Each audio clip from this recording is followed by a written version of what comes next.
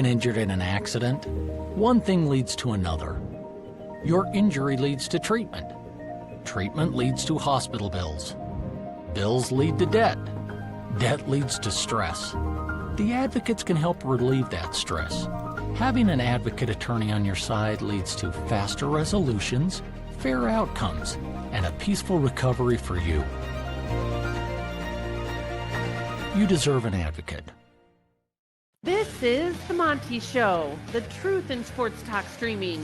When you want unbiased opinions about your favorite team without the spin, all you have to do is find The Monty Show, streaming live and available 24 hours a day, 7 days a week on YouTube. And now, here's Monty. Hey, The Monty Show is live on Wednesday, December 10th, 2025, with a massive story, a bombshell out of Ann Arbor. Sherrone Moore has been fired for cause by the University of Michigan. Let's get into it. As always, we are presented by The Advocates at theadvocates.com. The best injury attorneys in the business, bar none. When you need the goods, when you need somebody to tell you the truth, to give you clear, risk-free advice about your situation, you go to The Advocates, because when you work with The Advocates, you never reach into your pocket. You don't pay a retainer. You don't pay a consultation fee. In fact, you do not pay The Advocates unless and until they win your case at theadvocates.com. This is a shocking story, really coming out of left field today, about Michigan in the last 10 minutes firing Sherrone Moore today for cause. And we are out to our sources. We've already got a trickle of information coming in. It is going to be one of those stories. I can tell you that Biff Poggi is going to be the interim coach. According to sources close to the program, Poggi will take over as the interim coach at Michigan. But there are already wild rumors flying about off the field, non-football related incidents and issues. And now Pete Thamel at ESPN has a statement from Michigan. Quote, head coach Sherrone Moore has been terminated with cause effective immediately. Following a university investigation, credible evidence was found that Coach Moore engaged in an inappropriate relationship with a staff member. Oh, boy. This is just that. I don't even know what you say about that. I think we knew, mainly because we talked about it on this show, that Sherrone Moore was on the hot seat at Michigan. We knew that he was not a wildly popular figure in Ann Arbor. But now, Jake, the news that Sherrone Moore has been fired because of an inappropriate relationship with a staff member. What are your thoughts on that? My first thought is that this is more the same out of Michigan. This is more inappropriate behavior. This is more doing things you shouldn't be doing things the wrong way. I think we can all agree that relationships in the workplace 9 out of 10 times are not appropriate. And they're certainly not appropriate in a college football program. And I think that Sherrone Moore was always going to be fired at some point, right? Like, to me, it's always been an inevitability that this guy was the fall guy for the Jim Harbaugh sign stealing violations and just everything that happened under Jim.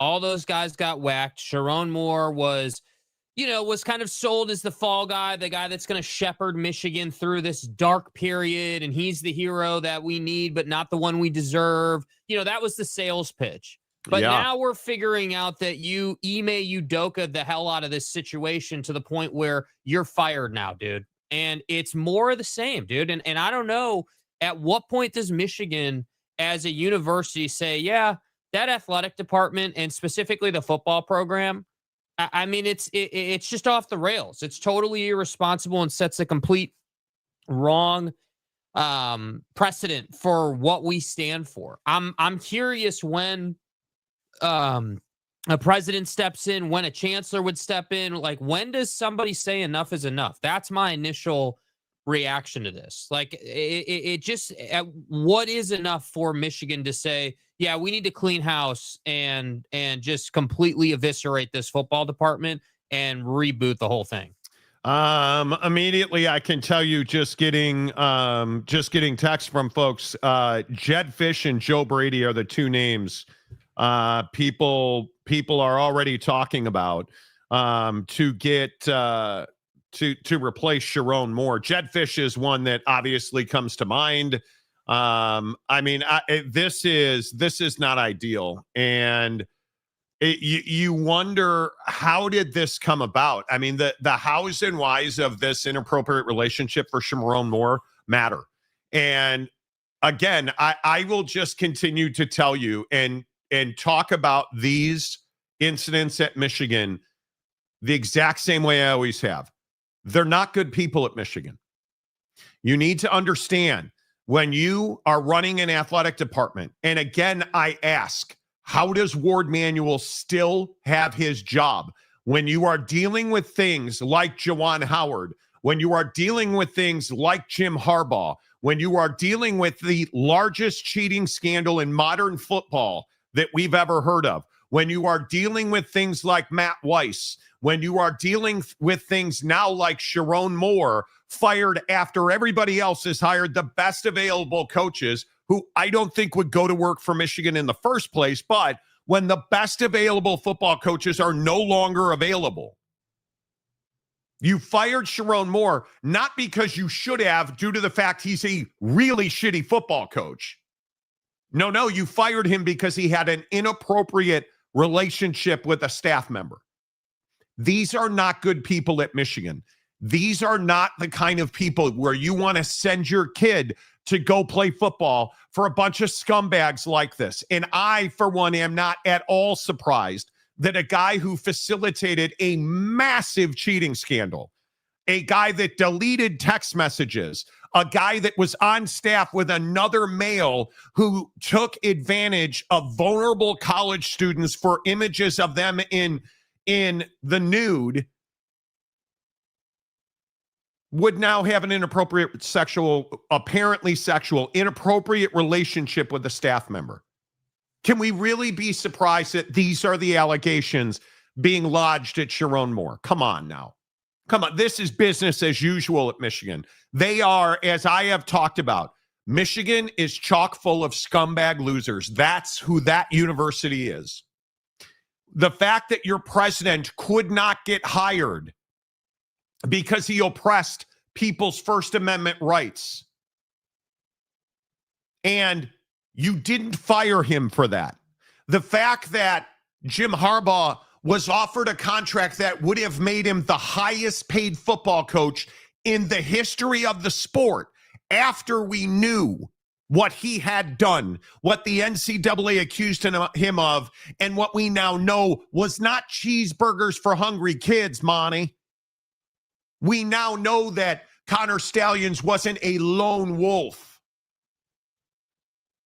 Matt Weiss took horrible liberties with young people. Am I really surprised that moral, what's the right way to say it? Moral ambiguity is rampant on the campus at Michigan? Come on. If you're surprised by this, your head has been in the sand. And let me dogpile by saying, who's surprised this is once again going down in the Big Ten? Because I'm not. And I think that this is just a problem on so many levels. I listen, we talked about it on the show. Go back and listen. It's the beauty of YouTube. It's all there on the channel. Yes.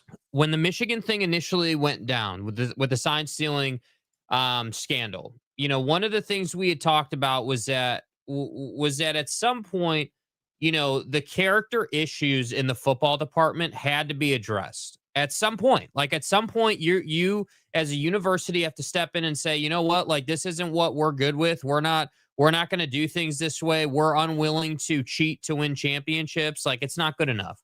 And I feel like, you had a great opportunity as a university and as an athletic department to clean house after Jim went to the NFL. You could have easily said, you know what, we've got like Sherrone specifically, we've got you dead to rights, dude. We can fire you for cause anytime we want to, and again, I'm going to hold him accountable. You chose not to fire this dude. You said this dude should be the face of your football program, and you said this dude was the guy that should shepherd you through a dark time.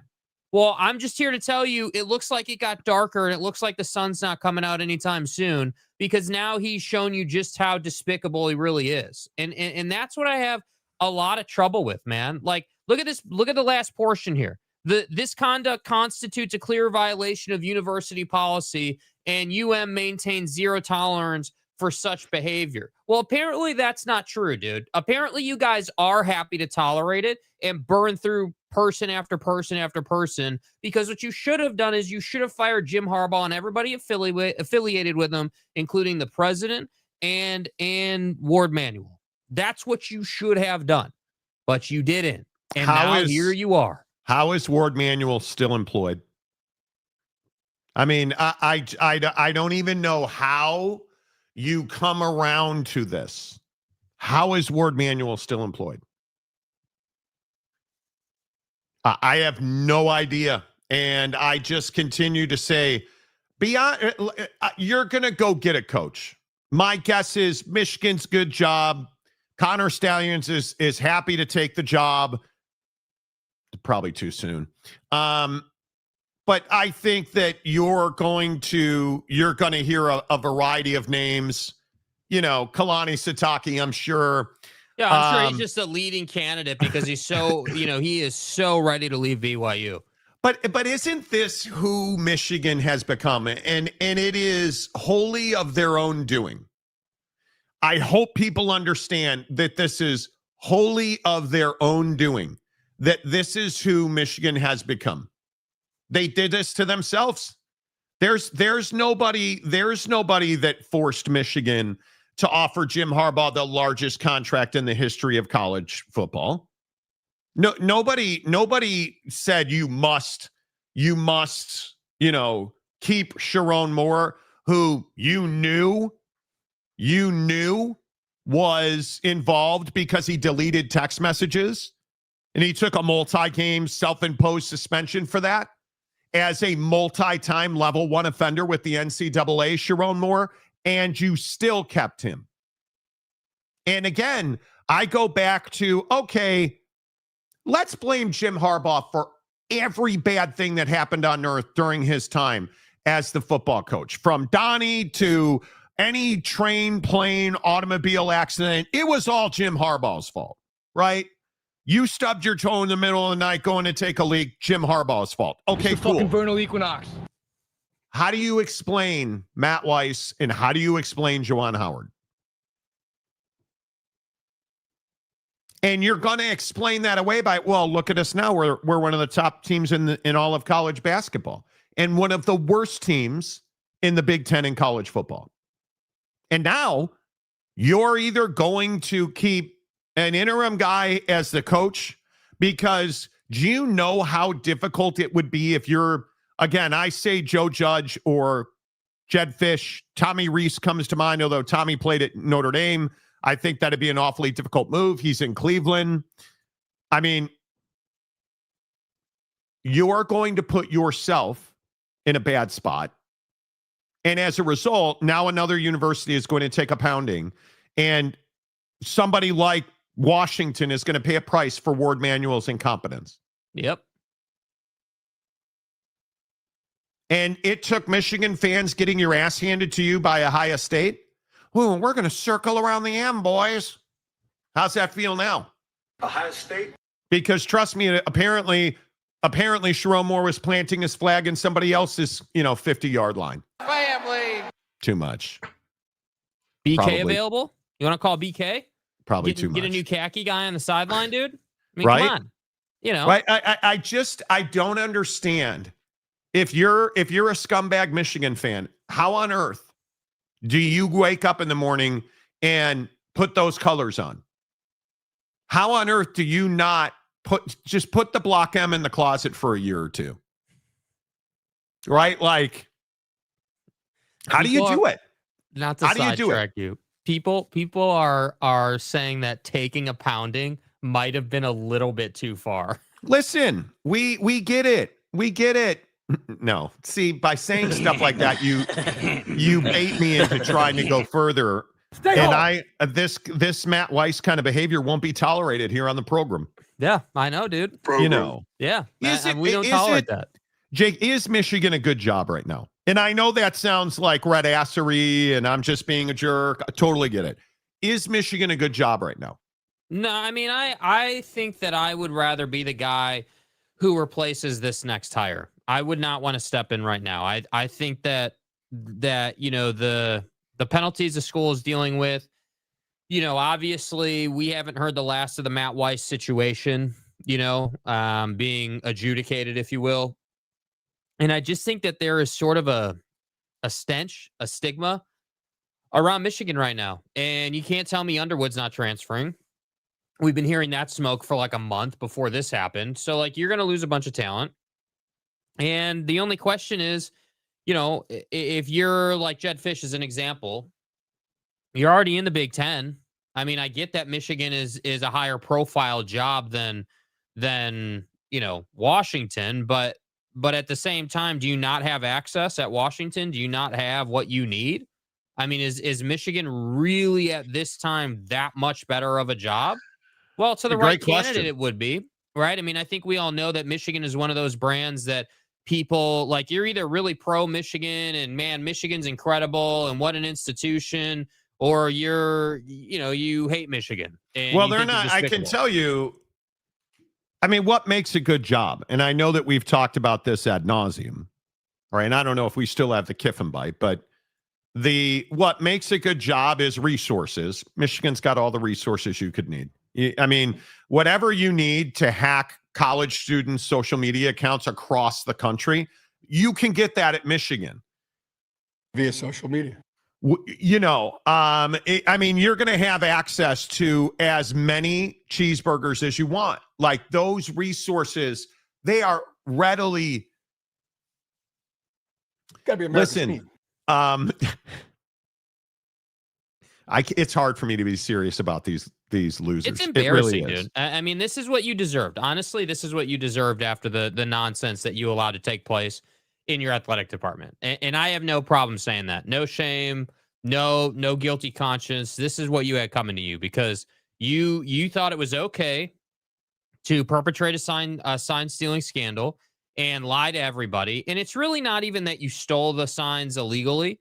It's that you lied about it and covered it up, and you tried to make everyone believe that, like, the recruiting violations weren't a big deal. And like, it seems like it never ends. I mean, what's next at Michigan? Let me get this right. You've got an inappropriate relationship now. Then you've got, integrity of the game issues. Then you've got the Matt Weiss thing. Then you've got, the Juwan Howard situation. What should we expect next, dude? I mean, how is this not who you are right now? Like, this is who Michigan is, man. And listen, all hyperbole aside, and I'm sure that we have a massive contingent of Ohio State fans. We obviously have a massive contingent of Notre Dame fans on this show. I know there's a lot of Michigan haters here. How did you fall this far? You are one of the illustrious programs in the history of computer hacking of college kids and stealing their. Okay. You're one of the illustrious programs in the history of college football. Right? I mean, the problem that I have is this is who Michigan has been for years. Go back to Ed Martin and Chris Webber. Go back. This is not just new. This is the fiber of who these scumbags are. And so I ask, how did you get here? Right? Because the Tom Brady All-American number 10, he's hugging his kids on the Block M, that's all out the window now, because you just fired another coach. Now, it's for cause, so you're not going to be on the hook for paying him. So you're going to be able to pay a football coach whatever you want to pay. You're going to pay really well because you're Michigan, right? You have facilities, stadium, big TV contract, big TV exposure, benefit of the doubt, all of it. From that sense, it's a good job. But do you really want to be the guy that goes to Michigan to replace the moral, bankrupt, absolute scumbags who've left that football program in shambles? And here's the other thing. Do you really want to go to work for Ward Manuel? That's a serious question. Is that a guy you want to go to work for? At least, Bafakwa, at least he's passionate and is out here, while embarrassing Notre Dame, fighting for his case. Defending Marcus, defending the program. At least at Michigan State, they went, they hired a guy who has sex assault in his background. This place is empty. But do you see what I mean? Like, what is it about Michigan and the state of Michigan and what's in the water in Michigan? Water ice. That you guys can't stop damaging other human beings in your day-to-day lives as football programs. I don't know, man, because they seem to find a way constantly. And I don't know. I just don't know why it's got to be so difficult. Why has it got to be so difficult, man? Why has it got to be, you can't operate with integrity. You can't do things just normally. You got to have, I made the this Ime is Udoka normal joke, for them, but though. That's the thing. But Jake, this is culture, normal. Yeah, the culture is just terrible. And again, that's why I think that Job of the Manual needs to be fired, right? I mean, you need to move on from him, because until you move on from him, the culture is the culture. Yeah. It's pervasive. It is rampant in the building. And I just feel like, the program has such an opportunity. Like the difference between Michigan and Nebraska is that Michigan actually has the opportunity to go out and like win a national championship. Even with That's crappy culture and, violating people's privacy and, trying to suppress people's First Amendment rights. Like, even with all this crap going on, you still found a way to beat teams at the point of attack on the football field. And the difference is that, Nebraska level squads or whoever you want to point to do everything perfect, but they're not good enough because they don't have the talent, because they're not a big enough brand to ever get there. So my point is that these schools in the Big Ten need to take their head out of their ass and prioritize treating people the right way and running a clean program and just doing a job. I mean, again, Ohio State has provided you the path here, as much as you hate them as a Michigan fan. Yeah. Like, they had turmoil. They had issues, and you haven't had issues really in a long time now. So I just feel like it's I don't feel sorry for you. I don't think you're a victim. I think you made this bed and now you're laying in it. And I distinctly remember on this program talking about, why the hell didn't Sherrone get whacked with the rest of those buffoons? Like, how is he still around? How is he the guy that you decided to lead you? And I think Marcus makes a great point. Marcus, our TV executive, he's one of our best sources. He's now a daily viewer of the show. He makes a great point. He's like, who's the first name I heard today when Sherrone Moore gets fired? Jesse Minter. Jesse Minter. Why Jesse Minter? He's got a relationship with Job of the Manual, and it's business as usual at Michigan. I mean, you can't. That name makes a lot of sense, right? Yeah. If you're Michigan, have you not called Minter already? You're telling me they don't want to change things. They don't want to fix this. No, because that's risky. No, I don't think they want. See, the problem is, and I don't know how more clearly I can say this. If these people hire Jesse Minter, they approve of the culture that has been there since day one with Jim Harbaugh. Yeah. And my guess is Job of the Manual loves the culture that Jim Harbaugh created. That's my guess. And if Marcus is right and they go get Jesse Minter, that's what you're saying. Program. That's what you're saying, because I still maintain a guy like Joe Brady. Joe Brady's a perfectly good candidate. But Joe Brady comes in and does things his way. A guy like a Tommy Rees comes in and does things his way. A guy like Jed Fish comes in and brings a completely new tone. That means you're not keeping any assistants. You're not likely to keep your staff members, your general managers. All those people are out. Those are all Ward Manual's folks.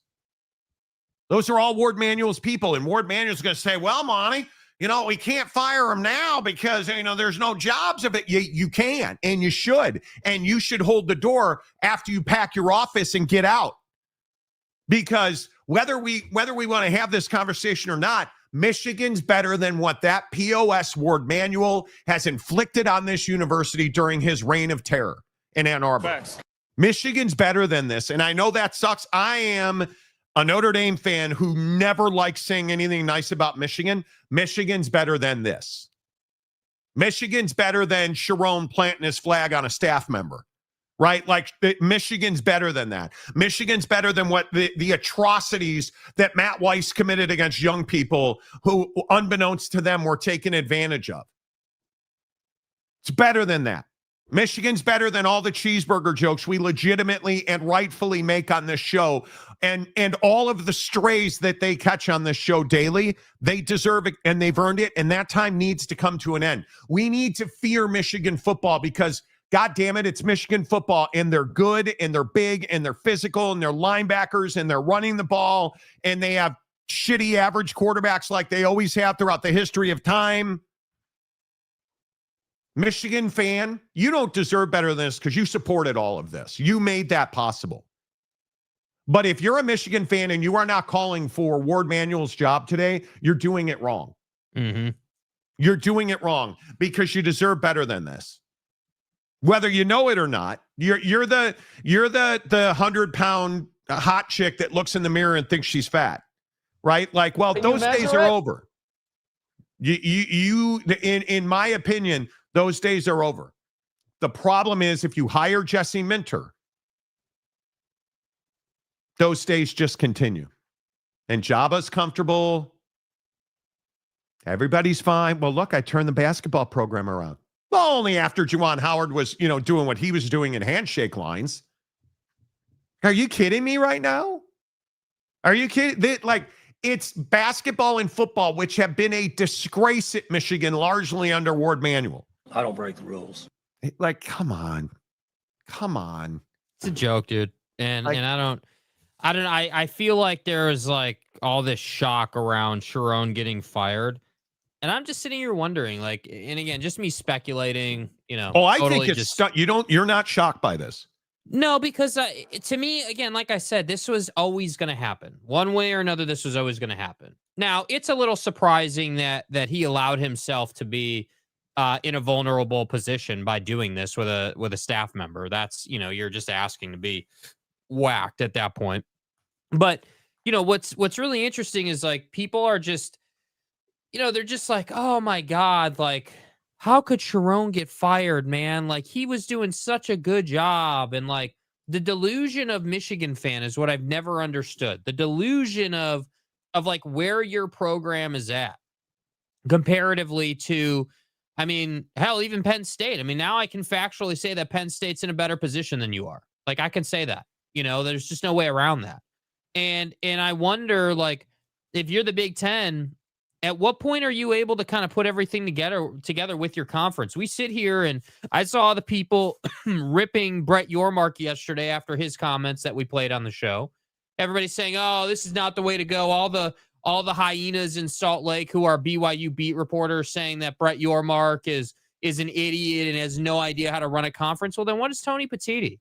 At what point does Tony Petitti in the conference get their act together and say this stuff isn't good enough anymore, man? We're all sitting here. Michigan was with USC being a stick in the mud over a private equity deal. Dude. Oh, more details. Oh, this is really bad. Oh, this is really, really, really bad. Justin Spiro, the known Michigan hater, so take this for what you will. And I don't know Justin very well. I think he is a Michigan State guy. Saying that University of Michigan head coach Sherrone Moore had an extramarital affair with a football staffer, according to multiple sources with knowledge of the situation. Michigan sources believe the affair resulted in a pregnancy which was ultimately terminated through an abortion procedure paid for by Sherrone Moore. Bruh, what? There's no okay. They I don't know name this guy's name, but holy crap! The Justin Spiro names the staffer, who I will not, but this person is an executive assistant to the head coach. She's a 32-year-old Purdue graduate, quote, working as on-campus recruiting and football operations coordinator for Jim Harbaugh when they met in 2021. The extramarital relationship is similar to the one which derailed Bobby Petrino's tenure at Arkansas. Moore's contract with Michigan contains a moral turpitude clause, as is standard for coaches in college athletics. Oh. Michigan officials have known about the affair for months, according to Spiro. This creates difficulty in terminating Moore for cause. Oh, man. This is going to be a lawsuit. Yeah, this is going to be a lawsuit. Holy cow. This is going to be a lawsuit. And, bro, this is Michigan all over again. This is who Michigan is. Dude, this is... Oh, man. I am genuinely... Wow. The fact that this is like... The fact that we're talking about abortions with Sherrone Moore, allegedly, I would add, allegedly, dude, that's next level to me. So it's one thing to be like, oh, well, hey, Sherrone had a relationship with a girl on staff, and, that was kind of deemed inappropriate, so, we're going to have to move on from Sherrone. That's one thing, dude. But it's a whole other thing when you start getting into like, hey, Sherrone's married and his affair resulted in a pregnancy which had to be terminated, and now we're allegedly saying that officials knew about it and didn't do anything about it, and now they want to fire him for cause, and that conveniently happens after the last weekend in the college football season, and like. Oh, dude. Look at Marcus. Marcus said, I read the show cause order for Michigan's punishments, and it clearly states that Jesse Minter has a 1-year show cause order that expires on New Year's Eve at 11:59. So they can hire Jesse Minter as of December 31st at 11:59. So you mean in 21 days? They can hire Jesse Minter. You can't make this up, fam. You cannot make this up. How apropos would that be? That you hire Jesse Minter the day after his show cause expires? Because that's the first thing I thought of, and I texted Marcus back.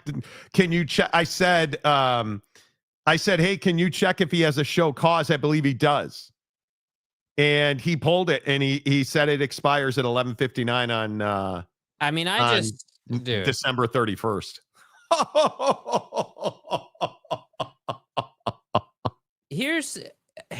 Come on. Listen, here's the problem for me, and this is what you were saying. Come on. The Minter hire, if that were to happen, I think it's more than just, hey, like, it's status quo at Michigan. Like, Michigan at that point is choosing to have awful culture when top names would be interested in this job, I think.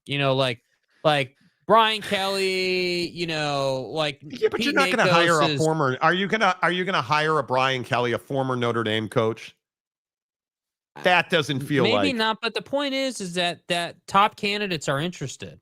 That like Michigan is that level of job. So whether we would take it or not right now, obviously doesn't matter when you've got the national media reporting that DeBoer and Lincoln Riley and like all these names would potentially be interested because it's Michigan. And I don't know, man. I really struggle with this for a couple of reasons. One, the struggle firstly is that I just want something to be done. Like, do something about this. I'm sick and tired of having to talk about Michigan and their lack of integrity and their lack of character. And I love making all the cheeseburger jokes, but I genuinely am like ready to move on from hey, it's another day in Yes. paradise and Michigan's got another absolute, idiot as their head coach. Like it It's just seems just like, who they are, though, right? yeah, It's just and who you so are.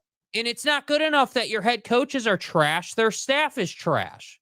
And that's what I think is so difficult. So then I'm like, all right, well, look, two holes. Like at some point you gotta call a spade, and that's Michigan. Michigan is Michigan, and this is what they do, and it just is what it is. Okay, maybe I can write that off, but then I gotta graduate, obviously, and naturally to, well, what is the Big Ten gonna say about this? Like we hear all the time Greg Sankey talking about his conference. Is Tony Petitti gonna issue a statement? Do I get people asking Tony Petitti about his viewpoints on Michigan? Do I get Tony Petitti, talking about how this potentially impacts the league's credibility and reputation, Yeah. especially considering everything that went down with Penn State before this? Like, I don't know, man. I'm not saying the whole university, like both academically and athletically, is rotten. What I'm saying is that the football department specifically is the poster child of bad activity happening, and that clearly bled into other areas of the athletic department. And it's a shame because Michigan is, whether I like it or not, and frankly I don't, but they are one of the best, most heralded brands in college football. When Michigan is good, it's better for college football, in my opinion. And they're just not. Wow.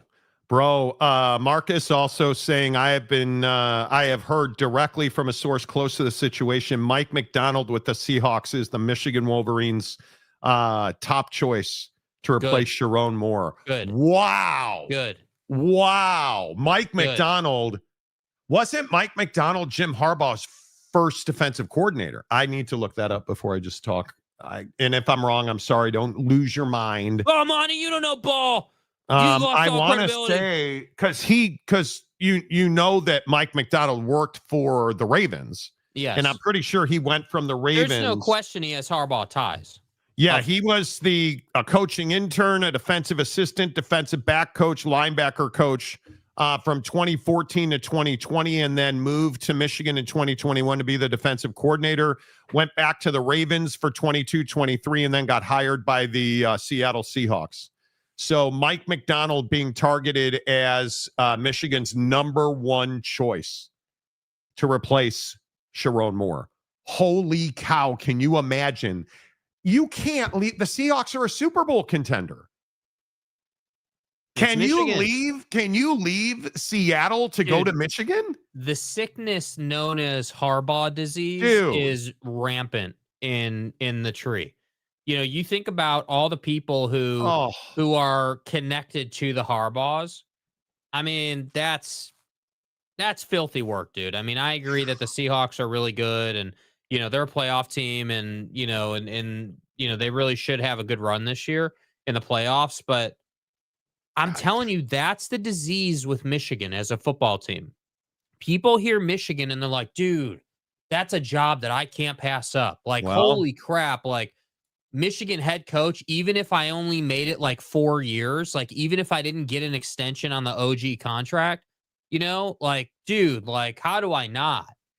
Because you're not going to get. I agree. I'm talking with another college athletic administrator. You're not going to get the Lincoln Riley, Kalen DeBoer train to roll now. That's I agree. That's not going to happen. Lincoln Riley and Kalen DeBoer have some of the top recruiting classes in the country. Kalen DeBoer is in the college football playoff. Michigan needs to make this happen probably before the first of the year so that they can save the portal and because I think you have to have Bryce Underwood. You have to retain Bryce Underwood. Yeah, but you don't think that ship has sailed already? Now, well, I think he and Sherrone Moore were very heavily at odds. I believe those conversations. Yeah. And I think that if you are, I can't believe Mike McDonald would leave the Seahawks. And to be clear, Marcus isn't saying that he's going to leave the Seahawks. He's saying that Michigan will target Mike Macdonald to be their number one candidate. He's their number one candidate. He is their number one candidate. What did you say now? Will you tell people that I didn't put the word Wolverines in there, that you're mentally putting that in there? Because I don't want to sound like a fucking idiot. Okay, well,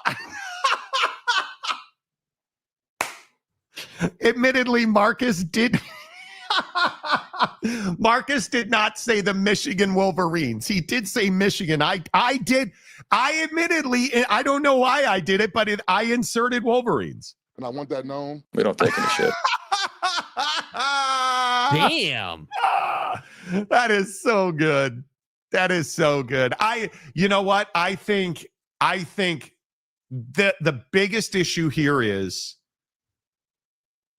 Michigan, it has to act fast. And if I'm Michigan, I am pulling every string that I can pull. And if that is, again, Tom Brady, go recruit for me, buddy, or whoever. If I can get Mike Macdonald with his ties to the Harbaughs and the NFL, and I mean, they're a superior defense, I would absolutely hire him yesterday if I could. Right? Yeah. Like Mike Macdonald would be an incredible hire. Yeah, he's going to need a good staff. You know? Right? It makes you wonder, but would guys come with him? But are you going to leave an NFL job to go and coach the Michigan Wolverines? That sounds crazy to me. But he's a home run hire for Michigan. Mike Macdonald is a home run hire for Michigan. But is it a home run job for Mike Macdonald to leave the Seattle Sea? You can always go back to the NFL with the success that he's had. But would an NFL team look down on him for leaving Seattle to go to Miami? Yeah, I don't know, dude. I mean, that would be an unbelievable hire. I think that would be a home run for Michigan. But I don't know. I don't. That's really fascinating to me. Michigan is a better one administrator. Michigan is a better job than the Seattle Seahawks. No disrespect to Seattle, but it's a third tier, not a second tier NFL job. And the moment Mike Macdonald were to take the Michigan job, they are a Big Ten contender, and he would be able to retain most of the class that they have. I would tend to agree with that. I would tend to agree with that. I think we need to, I'm not willing to say that, you know, they're a Big Ten contender. Okay, what does that mean? They're a contender to win the conference? Is that what we're saying? Yeah, because they're, I think, I mean, I would have to look up their numbers, but he would bring offense, and there's no question they would be a better defensive team. There's no question about that. But when I look at the way that they were dysfunctional as a football team. I talked about this all season. They had no idea what they wanted Bryce to do. So I have no doubt that, you know, they're going to be able to, in my opinion, improve dramatically on offense.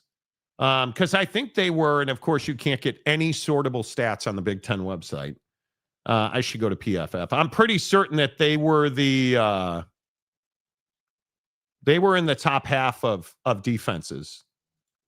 Yeah, that's a pretty good defense. They're not Ohio State or Indiana, but yeah, I mean, I guess I mean, okay, if an administrator thinks that, you know, okay, I can understand that. I'm not agreeing with that. I understand why people might think that. I think that Michigan is a program that wants to tell you they're great, and I don't think that they're consistently great. I think that Michigan is much like SC in that respect, much like programs that are big time programs, have a lot of money, a lot of resources, ton of heritage, have been there before, but can't seem to put it together in a consistent fashion in the modern age of college football. So would they be a Big Ten contender inside of 2 seasons? Yeah, probably. Just with the resources they have and the fact that they're Michigan. Yeah. Certainly. But Yeah, Michigan was 5th in the Big Ten in defense. Ooh, holy cow. They were one of the worst passing offenses in the Big Ten last year. Man. I just don't think that Michigan has I don't think Michigan has the mystique that they had back in the day right now. And No, that's what not they need to close. find. They need to figure out, hey, well, how do we move past the Jim Harbaugh era stuff? And how do we put all this, irresponsibility, all this, like bad character behavior behind us? How do we get our head coach to actually be a role model instead of a douchebag who cheats on his wife allegedly? Like, Yeah. I don't know, but I don't believe that it's going to be easy to save Underwood. I think Underwood's been looking for his out for quite some time, which typically means you're having conversations and the opportunities available to you. And I think that Michigan would have to double down on basically everything with him. If I'm Underwood, I'm looking to go somewhere where I can develop as a passer and just as a quarterback overall. And Michigan has never been a quarterback U. Michigan's always been defensive U, O-linemen, defensive backs. Like, I just struggle with that, man. Yeah. I really do. Yeah, there is a raging debate on my text message machine right now between a few folks about how good the Michigan job is. Because I have another source saying that Michigan is one of the premier jobs in college football, even with all of the stains hanging over the big house. Yeah, I think that Michigan, I do believe Probably that true. Michigan is, listen, Michigan is a job that what do the cool kids say, has aura. It's a job people want, but the BS and the baggage and the reputation of the program right now is what you have to weigh. So if one of if one of the people on your text messages right now who's saying it's one of the best jobs in college football really believes that, then you believe that top candidates would be interested in this. You believe, because in my opinion, top jobs in college football, like what we saw with LSU, they're going to be able to command any candidate that they want to. Yes. Those that have jobs and those that don't. That's what top jobs in college football do. Yes. So if that's the case, I'm not saying that it necessarily is, but if that's the case, then that would mean that they are able to call whoever the hell they want, whether that's the initial reports of like everybody and their mom is on Kalen DeBoer for this job, but whatever name you want to put out there, right? Like, I just think that Michigan can't mess this hire up, because if you mess this one up, now you're talking about being irrelevant for a long time. You're talking about going on a 5 to 7 year run here where you're not going to do anything in football, which is really not what you needed. But Bama's a way better job than I agree. Michigan. But again, eye of the beholder kind of thing, right? I mean, who you asking? Because I agree with you. Bama's a million times better of a job. I mean, I don't even think that's close. Listen, I think Mike McDonald makes sense. I can't believe he would leave the Seahawks right now. I mean, if they could, and here's the reality of it. You're already behind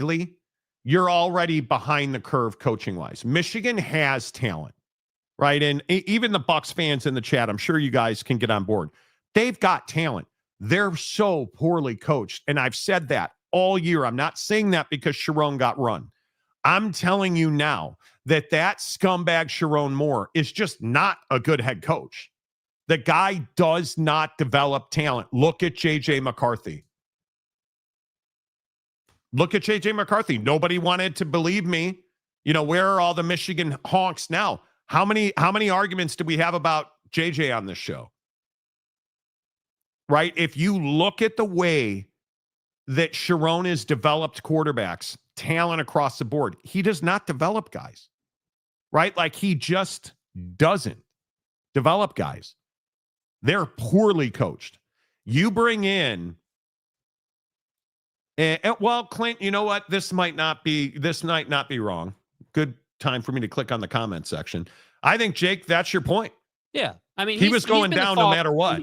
From the beginning, man. As soon as Jim went to the NFL, everybody and their mom agreed that Sherrone Moore was going to get fired at some point, and he was just the guy that was going to, again, shepherd you through this dark period where you weren't going to be very good, and it was okay that you weren't very good. Because notice, again, the reporting is not, hey, he got fired because they suck. That's not the reporting. No. Nobody cares that Which they is why you good. should have originally been fired. Right. Yeah. Like nobody cares that they were ass. He got fired because he thought it was a good idea to allegedly cheat on his wife with a staffer to the point where allegedly an abortion was involved. That's Can tough, you believe? dude. I can't believe that. I mean, that seems so extreme. But if that's true, my God, like I agree with what you said. What's in the water in Ann Arbor? Like what? Bro. What are we doing? Is it the winter? Did the winter get you, Sherrone? Did you need to warm up? Like, what's the deal, bro? Because I just don't understand it. I will say what I always say. How is it this hard for dudes to be a football coach? Why is it this difficult to get paid millions of dollars to coach a child's game? Yeah, Why I is don't it this know. hard, dude? I don't know. Like, I want to know. I can guarantee you this. I may not ever be, if I was a football coach, I probably would never be the head coach at Michigan or any power program. But what I can tell you is I certainly wouldn't be out here cheating on my wife as the head coach at Michigan. Yeah. Like, you're an idiot, dude. You are an idiot. That is one of the dumbest things that you could do. And the fact that you thought that you could get away with it and hide it, allegedly, is just, that's incredible. Like, I just continue to be dumbfounded by their ignorance. Like, even like I remember talking about this with Jim, right? Remember all the conversations we had about Jim Harbaugh? Hey, yes, dude, like you thought that you were so above it that none of these guys, like again, Rutgers was the example. You were just running, like beating the brakes off of Rutgers one day to the point they got so upset they had to turn your ass in. Yeah. Like So that's Michigan. Then I get to turn over here and I'm like, hey, Mel Tucker, how's your iPhone doing, dude? Then I get to look at that. Wow, you really had to go full Mel Tucker. Yeah, dude, I had to go full D-pick on your iPhone, Mel Tucker, because that's what he did. And then I go and look at Penn State and I'm like, yeah, so we've got Penn State, we've got Michigan, we've got Michigan State, we've got Ohio State back in the day. What's next? Indiana out of the blue? Like who's next in the Big Ten totem pole for just absolute, terrible behavior? It's incredible to me that this continues to happen. The belief is, and I'm just sitting here, I apologize for looking down, but just the belief is that they will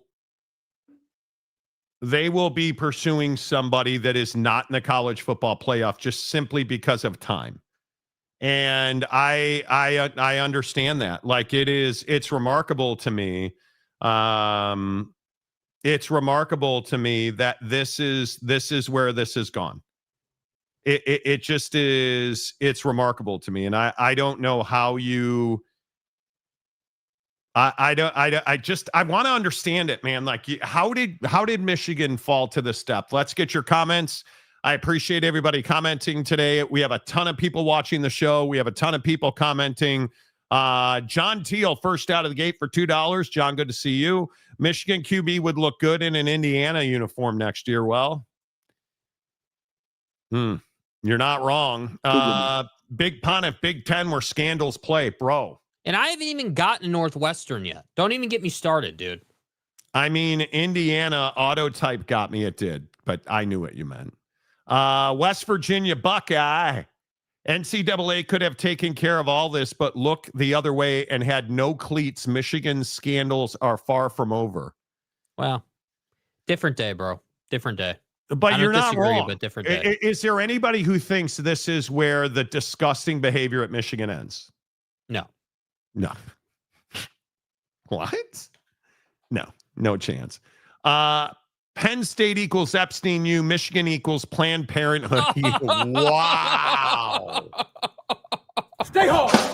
Wow. Damn. Wow. Second thought, Underwood to LSU. There's a lot of people talking about Underwood to LSU. Yeah, I think that's always interesting. Determined that was a lie. That's always interesting, man. Like I just don't know. Can you retain your talent? I think it's a huge question. I'm just sitting here thinking, you're the head coach at Michigan. Is it really that hard for you just to show up at the facility and run an ass football team for like the next 3 years and get paid millions of dollars to do it? Like I'm not even joking. I'm being dead serious.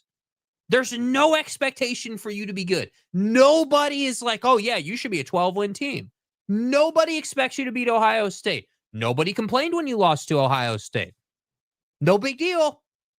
And you couldn't get it done. Like, it's amazing. Dude, I understand when dudes have pressure and like, hey man, like we're not getting the job done. Like Kalen DeBoer, dude, when you lost to FSU earlier this year, hey, like if something happened, okay, I kind of understand it. Ton of pressure, weren't meeting expectations. You were never going to be Saban, but you wanted to at least win. Okay, I get it. You don't even have expectations at Michigan right now, and you couldn't keep it together. No. I am amazed by it, and I guess I'm not amazed. I'm shocked by it. I really am. Brandon Butler, what about Pervin Liar? Michigan was his preferred destination. I'd be lying if I said I didn't think about it. Come on. But who are you, Phil Rivers, coming out of retirement? You can't go to Michigan. Come on, dude. You're not doing that, are you? You can't go to Michigan. I mean, no way. It would be delicious. Yeah, Steely, this is a good day for you, isn't it? Steely, a noted Ohio State fan. Mikkel Schwinger, man, he has kids too. Yeah. Oh, it's an ugly story. You are not the guy. It is an ugly story. And Michigan, if you're just tuning in, fires Sherrone Moore for cause. There are reports that say Sherrone Moore had an affair with an executive assistant in the football department that resulted in a pregnancy that was ended, to put it kindly. And it just gets worse and worse and worse and worse at Michigan, and deeper and deeper and deeper. And it just, I guess here's the question I would ask you in the comment section. Are you surprised? I am shocked. And I understand that we shouldn't expect people to be good people. I am genuinely shocked by this. I am genuinely shocked by this. Yeah, I mean, there are levels to the game, but burning down your life over a staffer is pretty incredible. Can you imagine Ryan Day, Marcus Freeman, like the golden boys of college football, Kirby Smart? You know what? I can. Yeah, I can. They haven't, and isn't that what you appreciate about Marcus at Notre Dame? Generally, this doesn't happen, right? We've pretty much been scandal-free other than the fact he can't count, and the ACC hates us and we hate them. Other than that, we've been pretty much scandal-free at Notre Dame. I mean, you look at, I'm stunned by it. Famlore, the only game last weekend that freed up someone maybe is John Harbaugh after the Steeler game. You're not hiring John Harbaugh. You're just not. Pinky in the house 71. John is the better Harbaugh. Well, is there such thing as better Harbaugh? Makes me appreciate Ryan Day and the culture he created at Ohio State. You're not wrong. Bobby P to Michigan. My God. Oh, lawsuits are coming. The girl's going to sue. Sherrone's going to sue. Dude. Yeah, hit the like button, please. What did Chewy say? Everybody's reacting to Chewy. I got to go all the way up. Man, you guys with the comments today. Bless you. Whoa. D-Rock Irish. Water is contaminated in Michigan. It must be. I didn't see what Chewy said. I don't. Paid comment. What a paid comment from Chewy. Seaman Demon TCU James would disapprove of the. Oh wow, bro. That's messed up on so many levels, dude. I'm sorry. That is nasty work, Chewy. That you know no depths, bro. That's messed up. That is I mean, messed up, it is spectacular, but that is the fact that James's new nickname is Seaman Demon is crazy. You know, I thought Sam Levitt was going to LSU, maybe. You know, what a Wookiee. Yeah. No kidding. How many scandals can they have until they say, oh, no more football until this institutional well, dude, you would think. You know. Yeah. You would think, but probably not. You would think. Yeah, dumb get dumber. Yeah. Moment you have a week's worth of gold comments in the chat. Yeah, I mean, we have like 800,000 things to talk about today, and this came out like 5 minutes before we were going to start the show. And now I just want to sit here and you know, listen to what people have to say about this. I mean, at some point, Michigan, you can't possibly deny the just, you know, awful behavior at your institution anymore if you're a Michigan fan. I mean, surely, like I don't see any Michigan fans in our chat right now defending it, but how many times did they? How, you know, where's the lone wolfer guy today? Oh, Michigan fan will not be here. Michigan fan will not be here. Agree. Got to scroll up for the comment section gold. Okay. Let's see. All right. The only way Michigan head coaching job can make the program look better is they start by getting rid of the AD. Well, there is that. There is that. Ward has to go. Dumpster fire in shambles. Underwood getting a staffer preggy too. Okay. Wow. Bro. You got why do we immediately turn into moral degenerates? Because we want to. Buckeye fans should want Ward to stay. You should. You know. Under Roos Steely, we've never seen a freshman like him. Yeah, never seen a freshman who can't throw it effectively against anybody. You know, that level of performance. Rex says, presumably Michigan already has their hire. Reading about this, they knew about it for a month. Yeah, you would think. You know, I don't know, you guys. Yeah. Michigan fan probably, quote, Moore is just a guy who wants to create a friendly culture with his staff. Yeah, I mean, we're trying to build relationships here. He's a hoe, and I want that known. You know, Vorlon Angel. What's up, fellas? It's been a while. Quite a day to check in. Yeah, you're not kidding. You're telling me, dude. Right?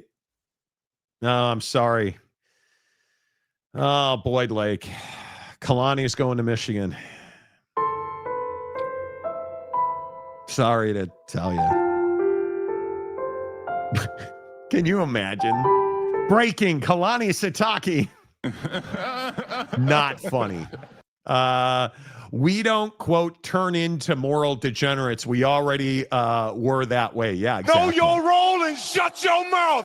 Michigan fan won't be here. Quote, unquote, I came straight here and was thrilled and cracked up to find that you started early. I'm here for it. More can get gone. It's a good day for you guys.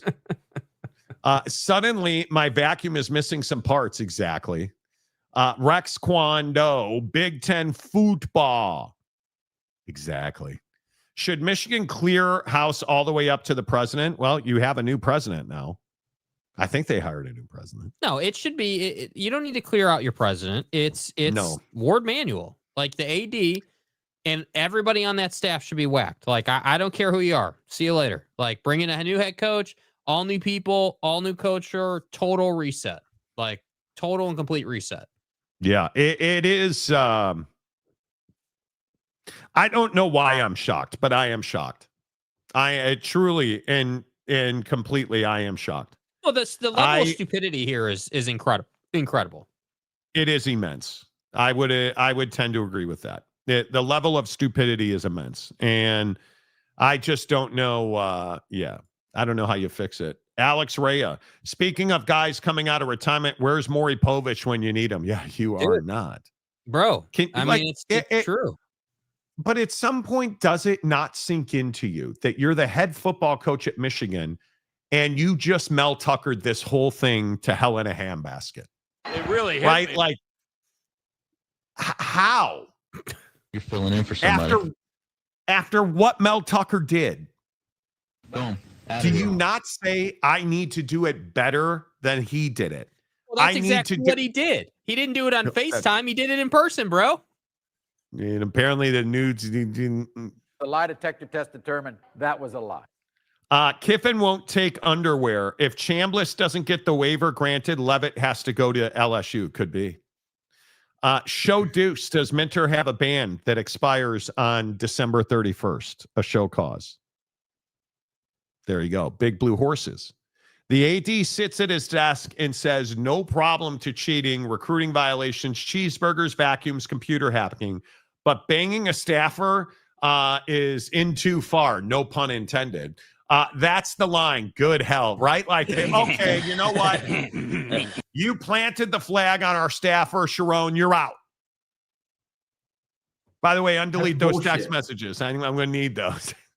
Yeah, it wasn't, no issue with Blake Corum being on the same LLC documents as Sign Stealer guy. But the moment that Sherrone wants to, get handsy with one of the staffers, that's the line that you drew.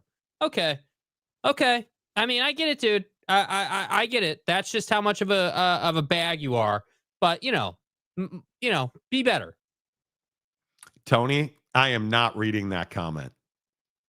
Does Michigan have a cookie company? Jesus, you guys. Can we activate?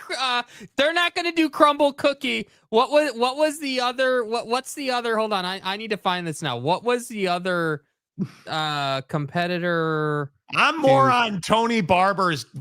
You're a dirty. That's so not bad, but really bad. Oh yeah, are you not? So not you. We're not activating crumble. We're activating Dirty Dough's CEO because you wouldn't want to be Dirty Dough. Copying other brands in college football. You guys are a bunch of scumbags. Do you know this? Oh my God. Joel Caddy for $5. Thank you very much. We appreciate the tip. Thank you. Chewy Gonzalez for $2. Pretty sure the abortion is HIPAA, Monty. I think that's HIPAA.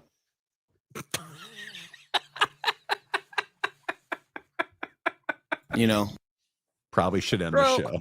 That's out of the window. This, you guys. Pause, bro. Just so you can go to Pound Town. Wish you were me. Wonder if Connor loaned the vacuum. Oh, stop it. You guys, stop it. Bro. What is wrong with you? Bro. Vacuums are my thing. Wow. Sign stealer guy. Wow. No, Gumby, it's not funny. Well, it is. Dude, wonder if Connor loaned out the vacuums.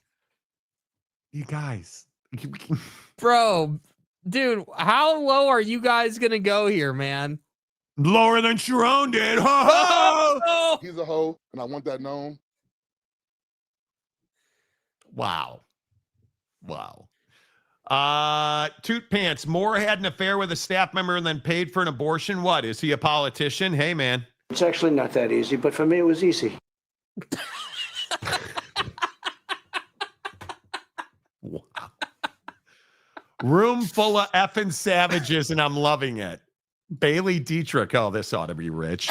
Michigan football loves doing dirty deeds done dirt cheap. Yeah, When you ask them that question, you may get a very unusual answer.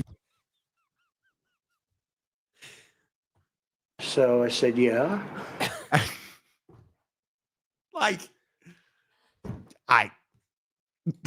Yeah, it's not funny. It's hilarious. And he paid for that comment.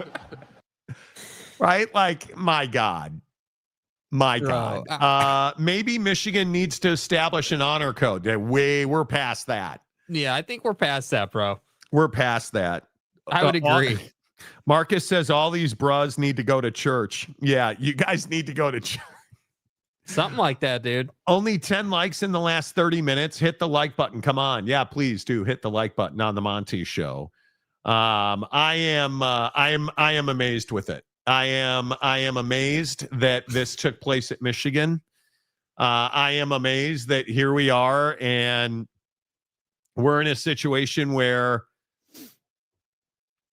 Mike McDonald makes a lot of sense, you guys.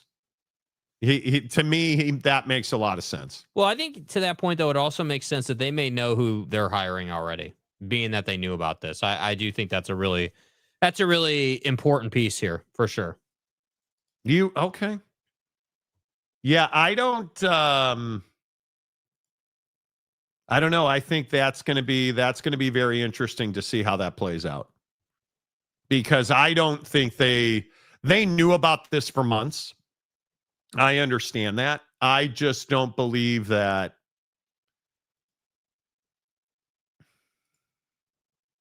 Do you really think they were prepared for this? How long ago do you think that they were prepared for this? Think about the timing, though. The reason I think that they're prepared for it is because of the timing. I mean, if it is true, because again, we don't have evidence or like facts. This is all reporting, speculation, sourced information, things like that, right? I mean, we don't have documented on paper stuff here, but like, I mean, if it's true that they've known about this for a few weeks and they just now decided to fire him, one, I agree he should sue them because he's got a case for, hey, like, what the hell?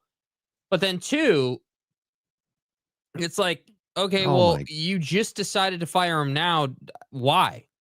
And being that you decided to fire him now, that tells me you should have someone lined up. Dude, we don't want to out this. Do we want to out this girl? The pictures of her that are now floating around. Well, she's already outed then, no? She is. This is going to get ugly for her.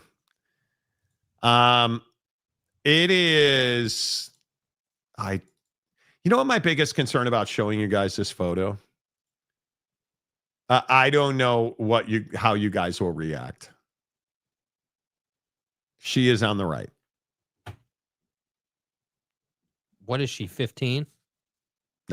By the way, that's what I'm saying. See that little ring on her finger? Indeed, I do. And I believe Sherrone's married with kids too. He is. Yes. Yes, he is. I don't know. I'm just that's really sad. This is brutal because this girl's life will never be the same. She will probably wind up suing.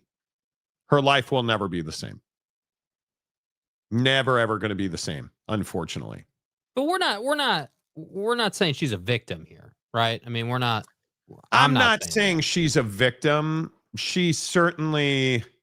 I don't know the dynamic of their. Oh, there's no doubt extramarital affair was involved. A victim. Who am I? Olivia Benson? Like, we don't know. We don't know. Well, and you're not wrong. I mean, that's not a bad analogy, Monica Lewinsky. But yeah. You just. And it is going around that her LinkedIn is titled executive assistant. Yeah. So, I mean, this appears to be allegedly, appears to be the classic case of the assistant. Oh, and her Instagram's private now. Mm-hmm. So, boy, that's rough. That is rough. I think it's going to be that's going to be really rough, and we'll see what what comes of it. Chris Vanini tweeting about some of this reporting. A source briefed on the decision said the school received an anonymous tip regarding the inappropriate relationship. Now, the reason I bring this up is how did the Matt Weiss thing happen? And how did the sign stealer thing then happen off of that? An anonymous tip. Who is doing this? Ryan Day's brother, who's a private. Never mind. But who in the football department's doing this, bro? Like somebody's doing the this. hero that we all need. But definitely not the hero we deserve at Michigan, because they don't. Yeah, I have a hard time believing that you're going to be able to.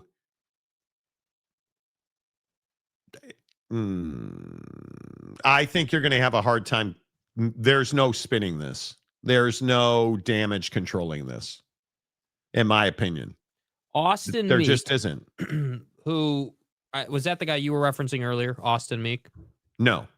Austin Meek is a staff writer for The Athletic who covers Michigan, is saying that the reason he wasn't fired when they initially found out about this is because they didn't have evidence of the relationship, that the evidence has only come to light in the last 24 hours. So all I'm saying here, man, is if this is the situation, his biggest problem is not that he was cheating on his wife. His biggest problem is that somebody got upset with him and evidence came to light at this time, not 3 weeks ago. So that's why I'm saying this story is far from, well, Sherrone just cheated on his wife and got caught. Now this is, hey, Sherrone was cheating on his wife. People knew about it.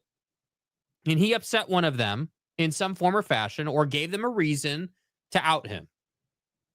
That's what this is. Yeah, it's disappointing. And I think it's important to note, it's not like this girl what is she, 32 years old, I think?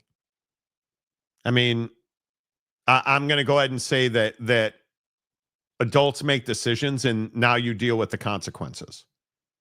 So they already had the evidence. It was just a matter of time before the evidence was deployed, probably. Well, we're getting mixed reporting on that. That's what's true right now. Yeah.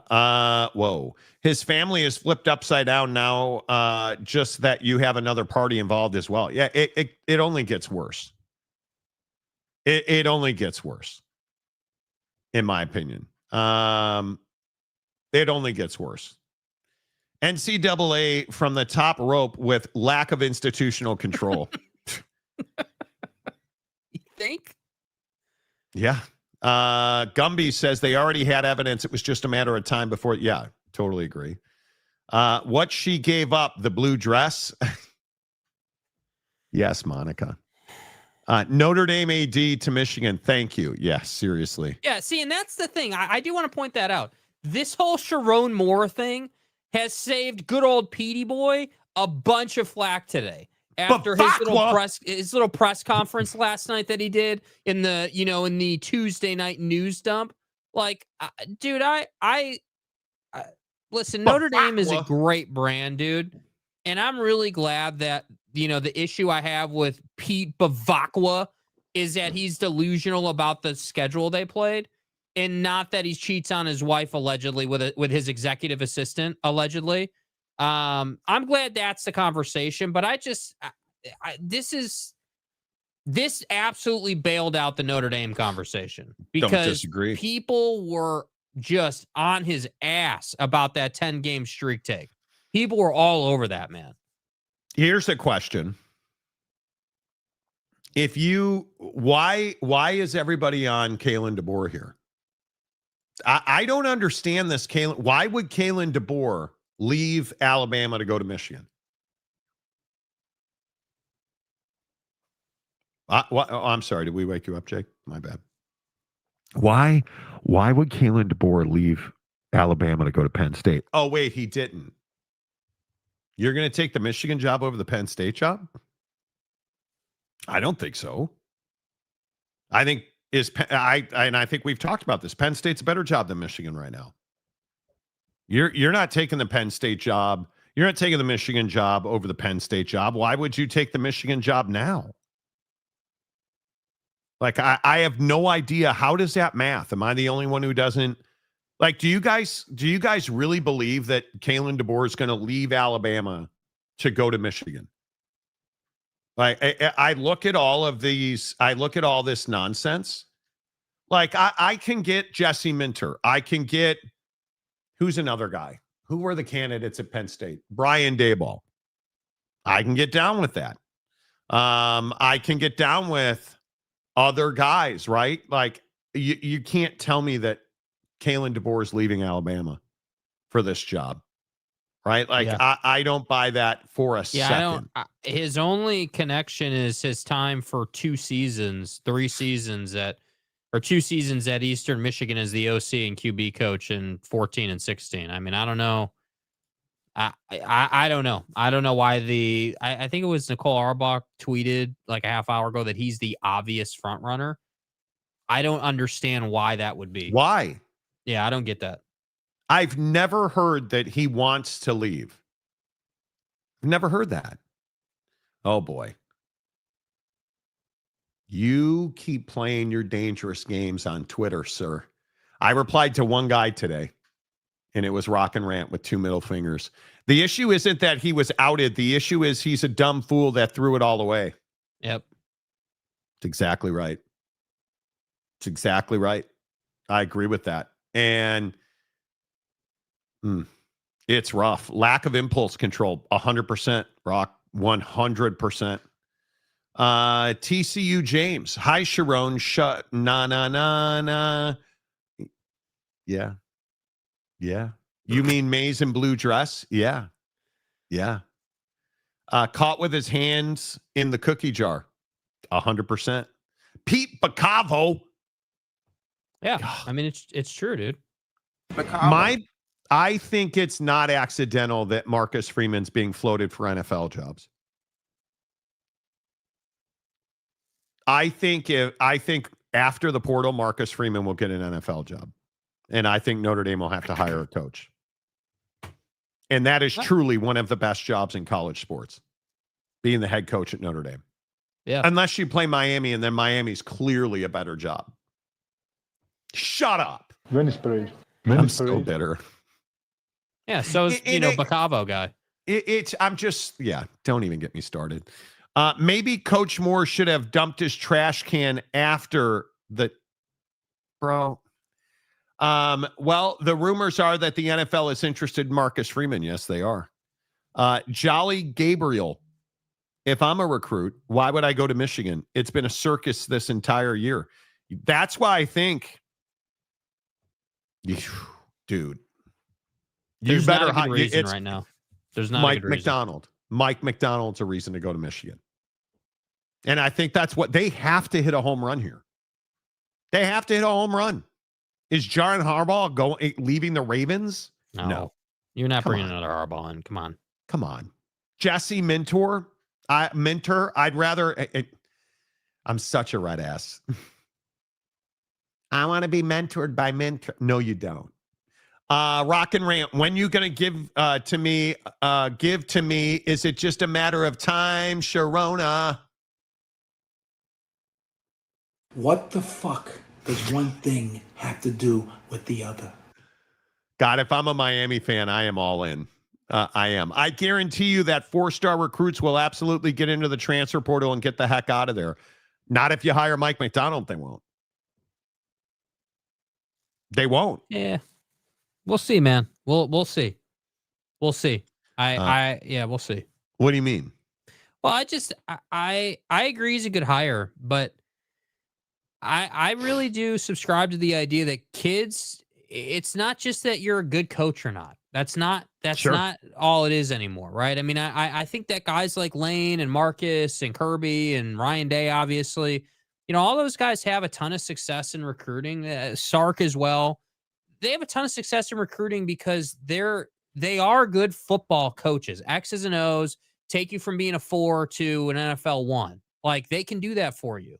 But it's not just that. It's the money plus your relationship with them, plus the fit, in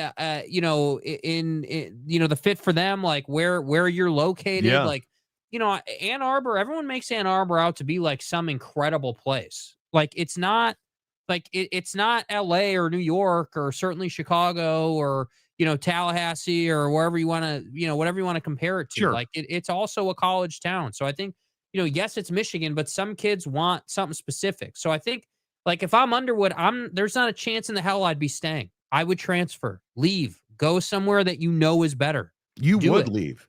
Yeah, I would. Absolutely. Yes, 100%. I think I'd wait and see. I'd have to wait and see who they hired. I'd have to wait and see who they hired before I just up and left. I think that's crazy talk. Just leaving to leave. But is it not? But it's not just leaving to leave. It's leaving because you know that you could get to an elite QB developer, which in Underwood's case, it's obviously different for every kid. But like, if you're Underwood, you don't have a ton of years left, dude. Like you have time, but this next season needs to be a growth season. It needs to be hey, he couldn't throw the rock around the Big Ten, and he went to an SEC opportunity. And now all of a sudden he's thrown it all over the place and is developed and knows how to read a defense. Like that's what he needs to do. Yeah. So I just think for some recruits, it's like as good of a hire as McDonald would be, it's still risk. There's still a lot of unknown there. You don't he's an NFL guy and I understand he's got time at the college level, but we all know how hard this game is right now. Like this is not an easy thing to just come in here and in year one, you've got everything locked and loaded and ready to go. Like they would have to do. I mean, think about what Tech did. Think about how much money and how much effort and how much want to was behind the season that Tech had. And I'm just curious, does Michigan have that same level of want to? Does Michigan have that same level of investment? That's what remains to be seen. Yeah, Marcus makes a good point, though. Money talks in the portal.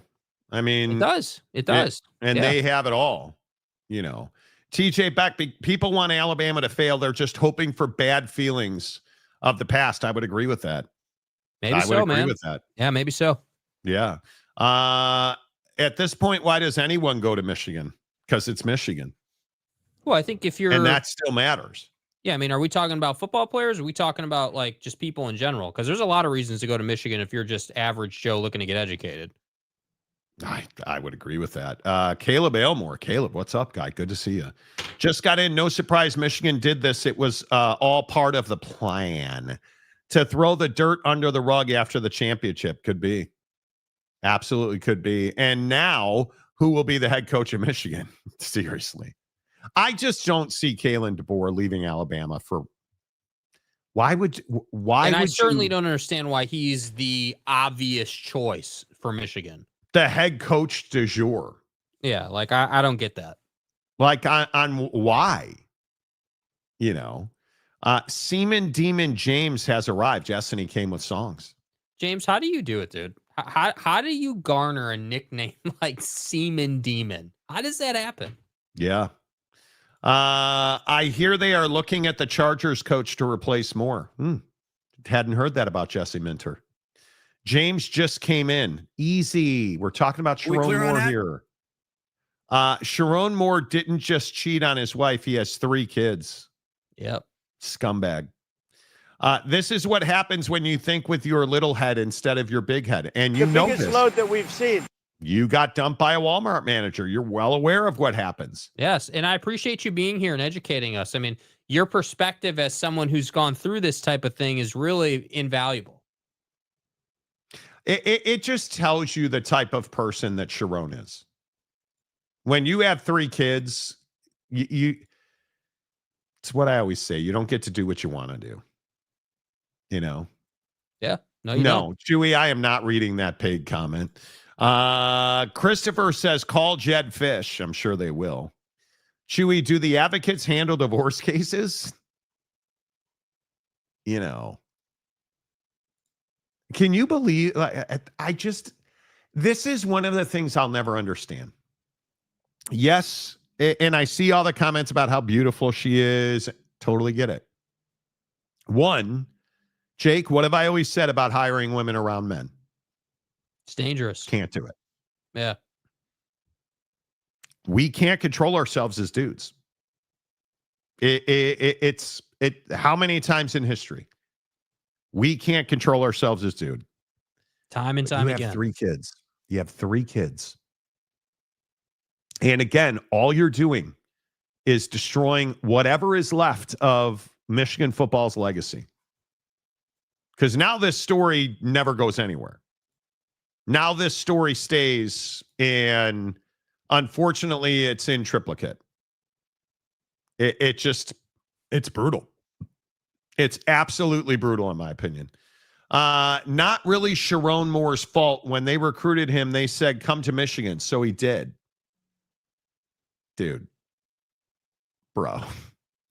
Minter or McDonald, they got the mentor of those coaches at Michigan now, Wink Martindale. Could be. Apparently. Could be. Boyd Lake, if Underwood goes to LSU, where does that leave Sam Levitt and his agent? Not in a good place. Because he's an ideal fit. Yeah, he's an ideal fit there. You know. I'm not going to read story. Jim Choi, no, I don't want to. No. O'Hara, I know it's really far-fetched thought, but Sean Lewis, head coach at San Diego State. Why, though? You got to do better than that if you're Michigan. You know, Michigan came up with $12 million at the 11th hour to Jack Underwhelm. He means Underwood from LSU. NIL is why a recruit goes to Michigan, and Michigan plays in primetime TV spots. Prime TV spots. Yes, they do. Yes, they do. I think that's exactly right. You know, the awkward guy. Didn't they film American Pie in Ann Arbor? Might see Stifler's mom. I hear she has it going on. Dude, you are a savage, bro. Sergeant Green, doesn't Minter have a show cause that expires December 31st at 11:59? He does, and it's about to be over. Underwood to Kentucky with Stein, Will Stein, and see, that's what I mean. That's the kind of move I'm talking about. You need to go to someone who can turn you into a quarterback guru. Yeah, an absolute problem on the football field. A quarterback guru, no question about it. In my mind, that's exactly what you have to do.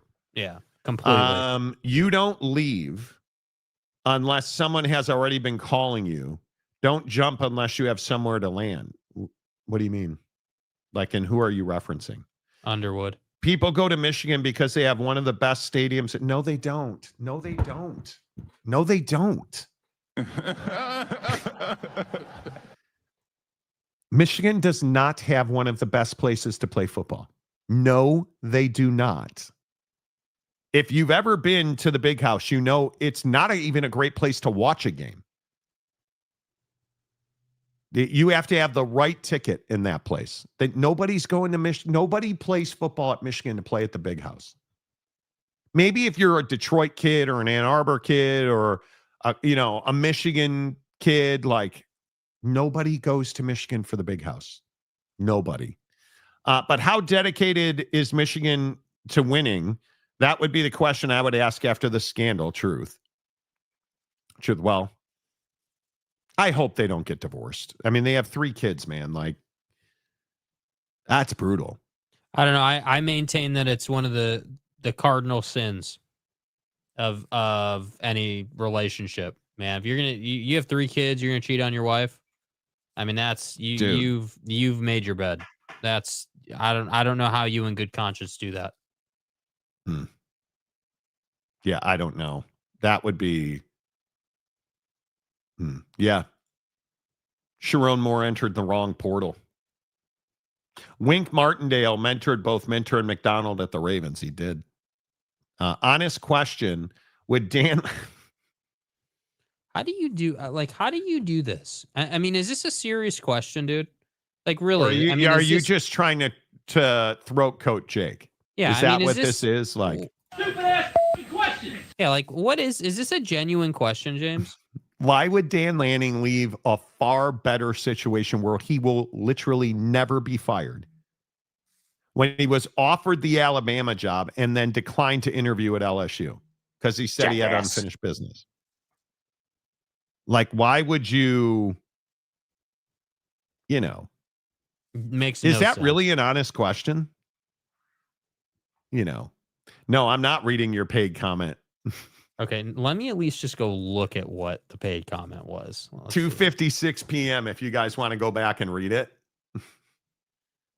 We are not talking Shannon Sharp today. No. We are not. Stewie, no, you're not. No, dude, there are limits on this here program. And that's not. No. Nope. Nope, can't do it, bro. Nope. Nah, I'm fine. Yeah, I'm gonna go ahead and pass on that one. Bro, you are a legend. Sounds like Moore needed a no clause. Well, Famlore, no pure freshman is capable of throwing the rock at a P2 level these days. Well, Arch Manning isn't a pure freshman. CJ Carr.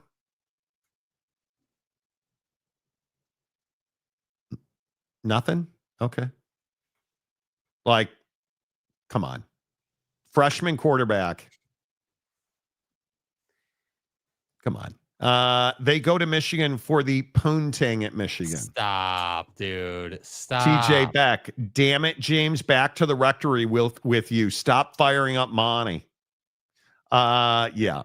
New Netflix documentary coming from Moore with the real truth on TTUN cheating scandal, both on his wife and sign stealing. That's right. If he cared for his kids, he would not cheat on them and the wife. Exactly right. Exactly right. I mean, if you have kids, have the balls to divorce instead of cheating. Ding. Carrie, Moore put the X's and O's in a whole new way.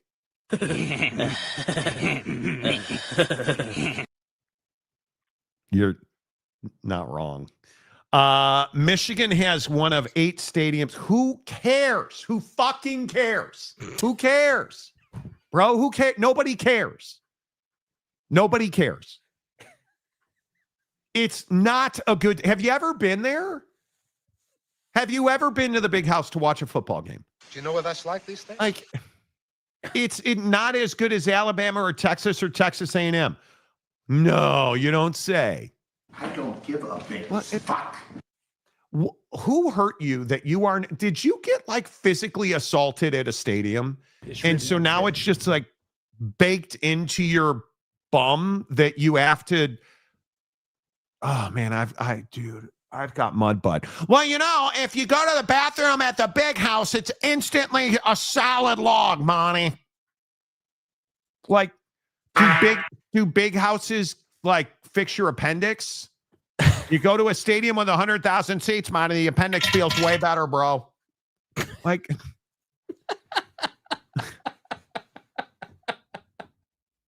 it's Catch not me outside. How about that? It's not the size of the ship. It's the motion on the ocean. Oh, wait, you don't. Yeah, Sherrone knows all about that, doesn't he? Yeah, but James doesn't. James doesn't.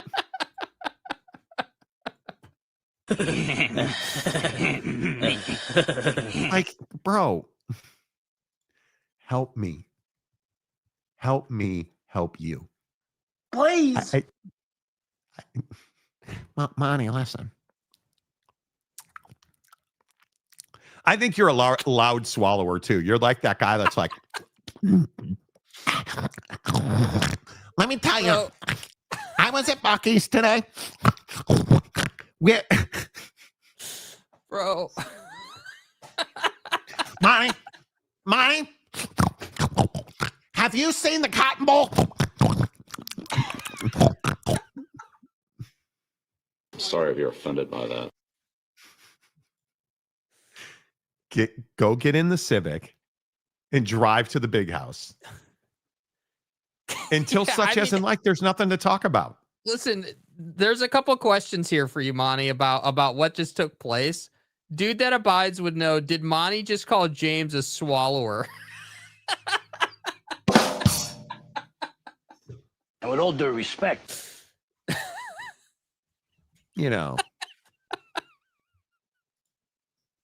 Are we calling the hogs? We are. Yeah. Did you guys hear about this elephant? Okay. It's probably true. No. Narrow that down a little bit.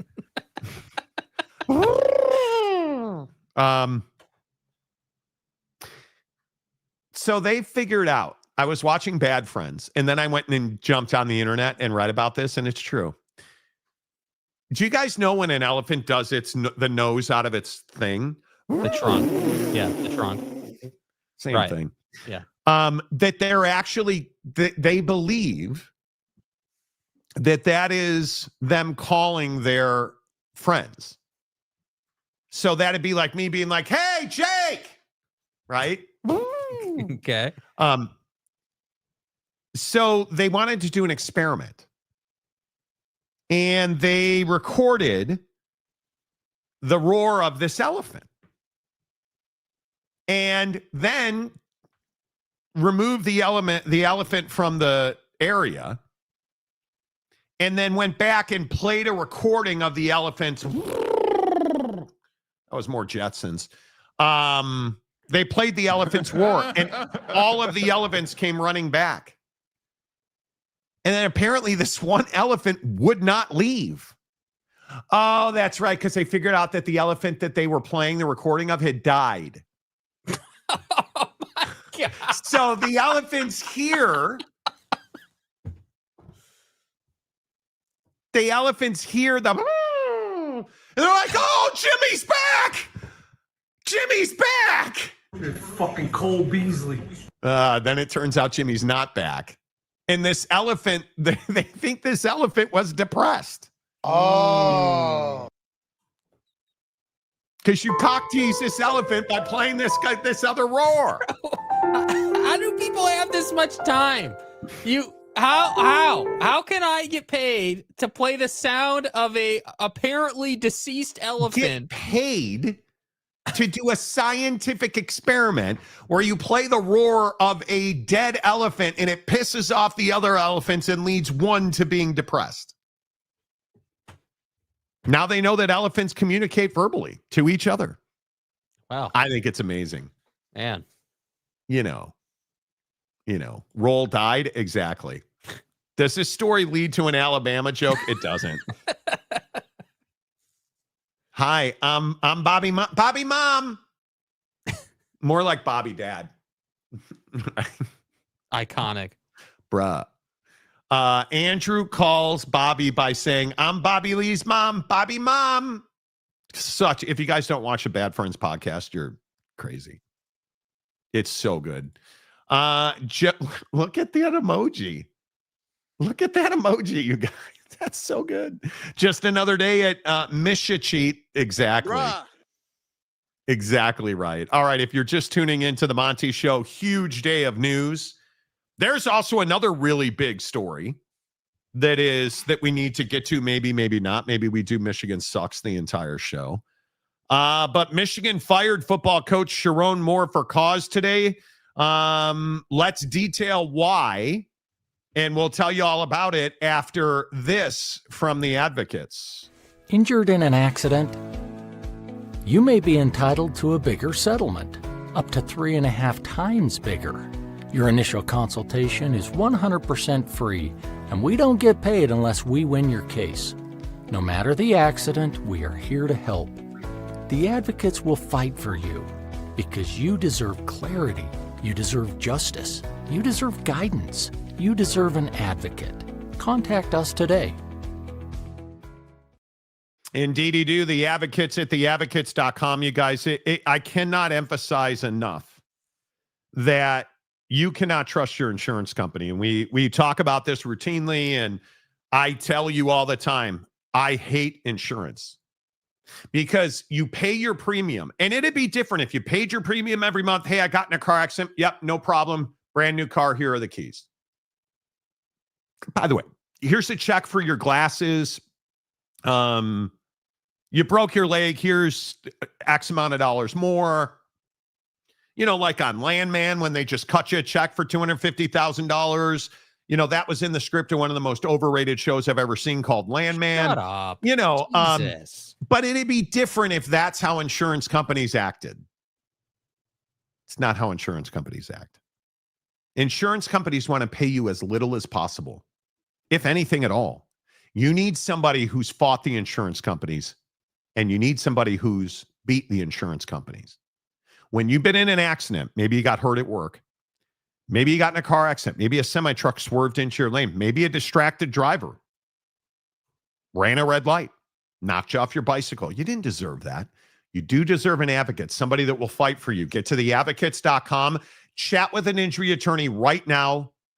or really at any time, 24/7, 365. A live attorney, not some chat bot or AI. No, friends. A live attorney when you need it, where you need it, how you need it at theadvocates.com, where you never reach into your pocket to pay the advocates, because you don't pay the advocates unless and until they win your case at theadvocates.com. All right, a shocking day for Michigan football and Michigan football fans. Sherrone Moore fired for an inappropriate relationship with a staff member. And there is reporting out in the ethos that this was the executive assistant in the football department, allegedly. She is pictured here on the right. It is alleged that she and Sherrone Moore had a physical relationship that led to a pregnancy. And we are told that pregnancy did not go to term by their choice, in which Sherrone Moore paid for it. We are told that Michigan has known about this for some period of time, but only recently came into evidence to corroborate the allegations, which is why today, in a shocking move, Michigan football fires Sherrone Moore for cause. And for those of you who are curious, what does cause mean? Cause means they will not be paying Sherrone Moore the balance of his contract. He has a morals clause in his contract, which is all over the internet now, that says, hey, you violate this morals clause. And I would certainly agree, having an extramarital affair with a staff member, that would qualify as moral turpitude. And Michigan takes action today to terminate Sherrone Moore for cause. And now the obvious questions are, where does Michigan go to find a football coach? And of all the names that have been thrown out there, our sources are telling us to make the most sense. Jesse Minter, the former defensive coordinator for Jim Harbaugh, who does have a show cause notice that expires in 21 days from today, January 31st at 11:59 p.m. Jesse Minter is eligible to be hired in the world of college football. And Mike McDonald, the head coach of the Seattle Seahawks, we are told those are the top two candidates that Michigan is going to pursue to replace Sherrone Moore. Jake, do you like one or of the other? Do you like, what are your feelings on who needs to be the next head coach? Yeah, well, I mean, I think, obviously who needs to be the next head coach is someone who would never do anything like this and has, character that's actually respectable. I mean, that would be the first thing. I agree. I think that, my biggest concern right now for Michigan is just where the leadership is at with how they want this football program to be run. I mean, I understand that winning matters, and winning and losing and how you're doing performance-wise on the field obviously is a big part of the job, but is it not the core fundamental of every football coach to raise kids, right? Turn kids into men and be a good example and represent the university. And, there's just so much responsibility in that area. So, I will say I don't understand, the connection to Kalen DeBoer with Michigan. Everyone in the everyone is saying that, and everyone's reporting it, and he's allegedly the favorite. But I look at it and I say, if Michigan is viewed as a top job, there is a whole pile of candidates theoretically. So my only question is, how long has Michigan been preparing for this day, and what is their game plan? Because one of the things we do know about Michigan is that they always have a plan of some variety, right? Whether it's a good plan or not, that's up for discussion. Whether they actually move on the plan is also up for discussion. I would reference the court case situation and how they handled trying to get their appeal in, only to not do it at the second. So they have been flaky with their plans and how they want to do things. But my gut, again, not factual, just speculating, it feels like Michigan knew about this for a couple of weeks, didn't have access to the evidence in their own two hands, but kind of knew about it. And, they came through with the evidence. They probably have a list of candidates that they're interested in and that they feel like would be good for this job. And, I wouldn't be surprised if it's someone we're not thinking of. I wouldn't be surprised if they went kind of off the reservation here, went with someone that maybe is outside of the sphere, if you will. At the Man, same I'd be time, really surprised by that. I don't think, and the reason I say that is because I don't think that you can take the risk. I think it's really difficult when you look at the way that Michigan football has gone about their business. You cannot, under any circumstance, hire somebody that nobody knows. You can't go hire, quality control coach Jimmy Smith. You can't do that. You cannot. And I think it's very difficult to make the argument that, I think it's very difficult that you can do that. I think you need a Jesse Minter. I think you need a Mike McDonald. I think you need a Brian Daboll. Those are the three names that really resonate with me. I think when you start looking at those and you start to understand, how the politics in college football work, I think it's very difficult to just say, yeah, we'll go do this or that, or. But I think I don't think you can do that.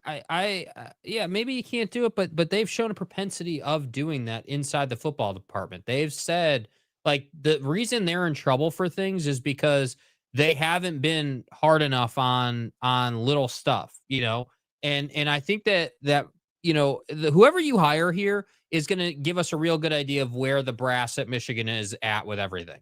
I mean, if you hire someone that's got close ties to the program, you're saying you endorse all of this and you're just trying to get through the weeds and you don't really care about actually fixing it. Versus if you hire an established name who's got a track record of excellence, then that tells me you're looking to fix some of this. And for the life of me, I don't understand what Jabba the Manual's got on the brass at Michigan, because you can't be not good in basketball and football and still keep your job as an athletic director. I mean, at some point, performance has to matter, and you have all these issues. So I don't know, man. I grow frustrated with Michigan leadership being unwilling to make change and handle it and do what they need to do to run a clean department. I think that Michigan has a responsibility to be a leader in athletics at the college level, and they just refuse to take up that mantle. And it's really disappointing. Yeah, I think at every turn, Michigan has shown that they have zero moral compass. And I'll just continue to say, until Ward Manuel is no longer employed by Michigan, I don't want to hear that you're a fine institution of higher learning. I don't want to hear that this is where kids go to become men and grow up as football players.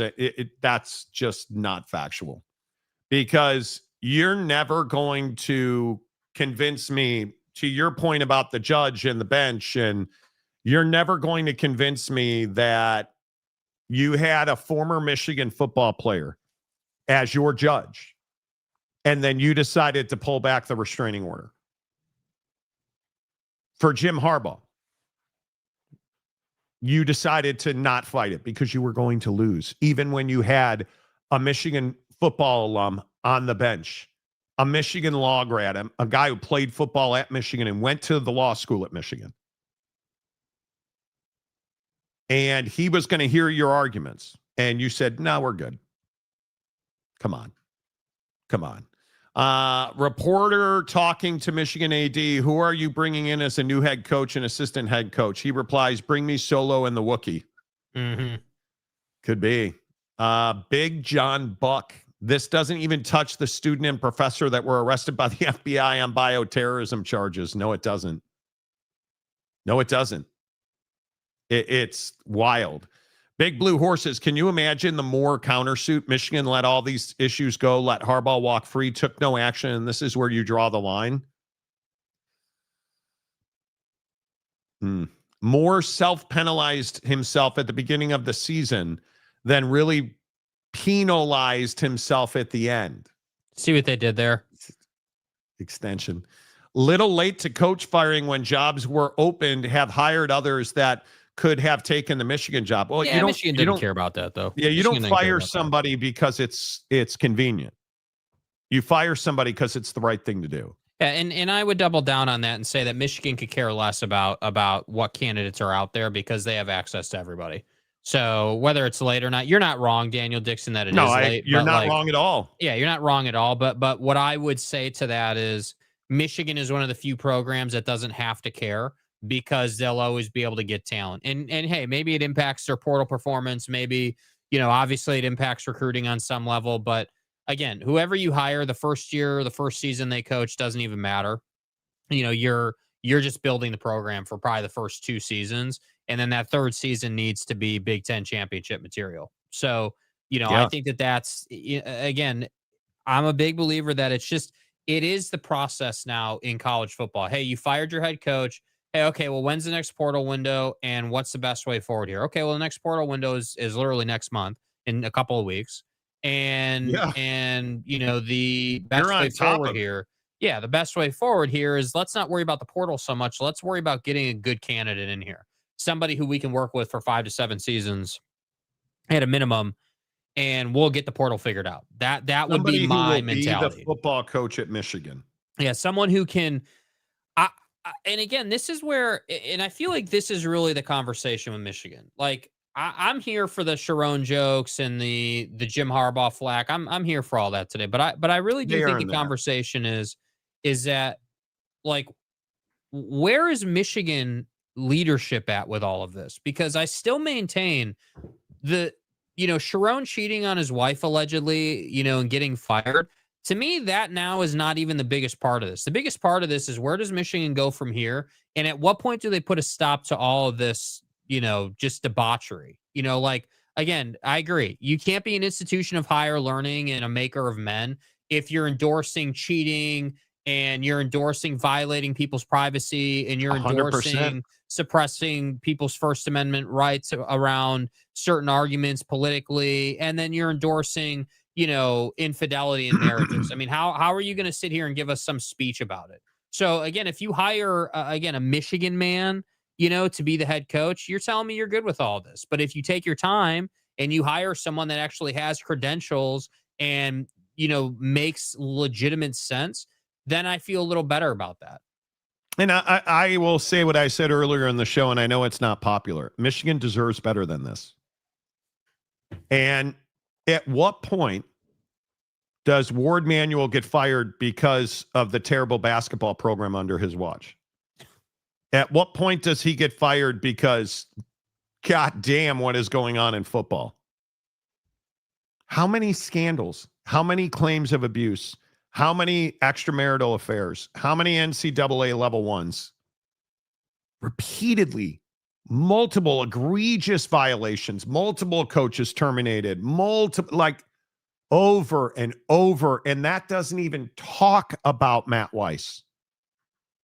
I'm sorry. Did you say the FBI is at the front door? Like, at what point does somebody say, yeah, we probably should stop letting idiot face hire coaches? Like, no, I don't think they're cursed. You know what? This is what happens when management doesn't manage. Ward Manuel isn't a curse. He's a terrible administrator who should not be there. Should not be there. Yet, here we are. And with all due respect, honestly, seems like Michigan is cursed because I wouldn't want to coach that team with a 10-foot pole from this to Matt Weiss. Seriously, how many scandals can they survive? Seriously, enough is enough. It's just bad management. This is what bad management does to you, man. It really makes it so that you just can't operate. Like you just can't. I cannot tell you. I want to believe that they're better than this. They're not. They're not. And just texting with people, nobody believes that Kalen DeBoer leaves Alabama for this Michigan job. Yeah, it just doesn't make a lot of sense. And that's why, like, I'm genuinely curious why the national media went with DeBoer so quickly. Like, what is that about? It's easy. That's all it can be. I mean, is it as simple as he's just a really good candidate? Is that what we're saying? Like, we're just saying that, hey, this guy's the best coach and best available coach in college football? I guess. I guess. I mean, I genuinely don't get it. Yeah, I'm telling you that I think people want to be first, not right. And it make sense to me. This is what y'all did with Kalani Sitake. It's done. He's going. Well, turns out it wasn't. Michigan is doing its best to fill out the scandal bingo card, and it's winning. Right? Sherrone Moore cost himself millions. Clown show. Can't even believe it. His career's over. It's over. His career is now over. And I would also remind you, he has a show cause order. So it will be years before he ever gets another job, if he gets another job. Yeah. Years. Right? I mean, it's rough, man.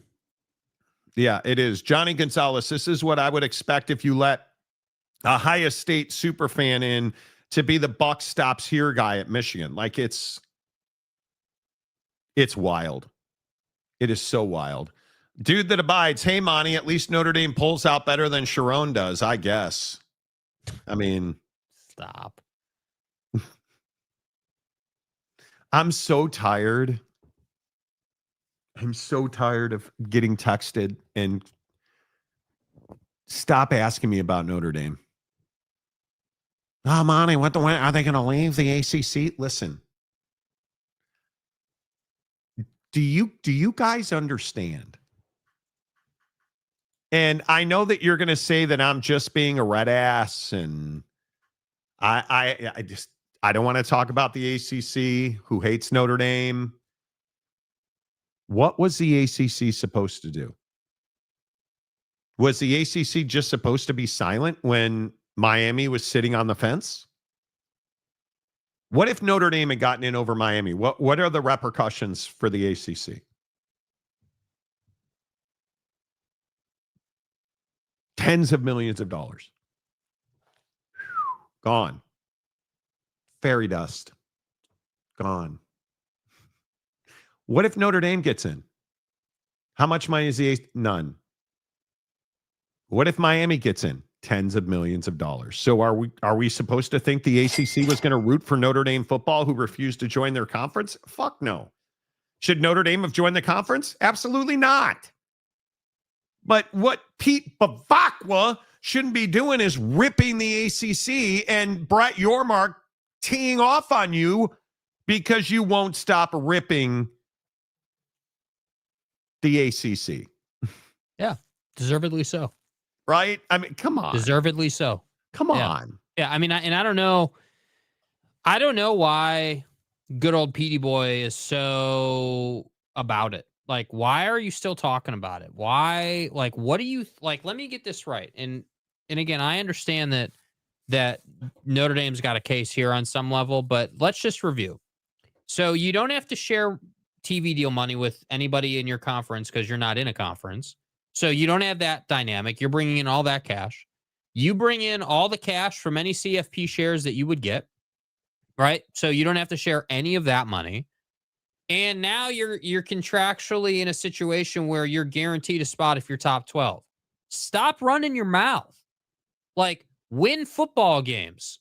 Like, I really, like, I don't agree with the tactic of, yes, let's criticize the ACC and say outlandish things like that was the best 10-game run in college football, even though it wasn't even close to anything like that, because you're pissed off you're not in the CFP. I know, dude. Maybe win both of those games and go undefeated with that soft-ass 10-game run you went on, and you wouldn't be in this position. It's pretty simple, dude. Make it stop. Like, Toot says, if Miami didn't get in, i.e. 0 ACC schools, not only lost money, but reduced reputation. Tens of millions of dollars because you lose recruiting. You lose, obviously, the CFP payouts. Like, you lose it all. You lose it all. Dude that abides. No PJ Fleck. Too weird. PJ Fleck's not a candidate in Michigan. And if Michigan hires PJ Fleck, we will all sit here and laugh at you. He has done nothing at Minnesota. Nothing. These conferences need to stop with the divisions. They need to be like the Big 12 and put the two best teams in the conference champ game. The ACC should have been Virginia and Miami. You should have had a clear tiebreaker system. You know, like, come on. Come on. Phenomenal Hebrew. Does Tennessee's Josh Heupel really have 3 years to mess around with Jim Knowles' defense? Well, again, in a story that I told you was finna gonna happen, Jim Knowles is out at Penn State. They're doing everything they can do to retain him. Oh!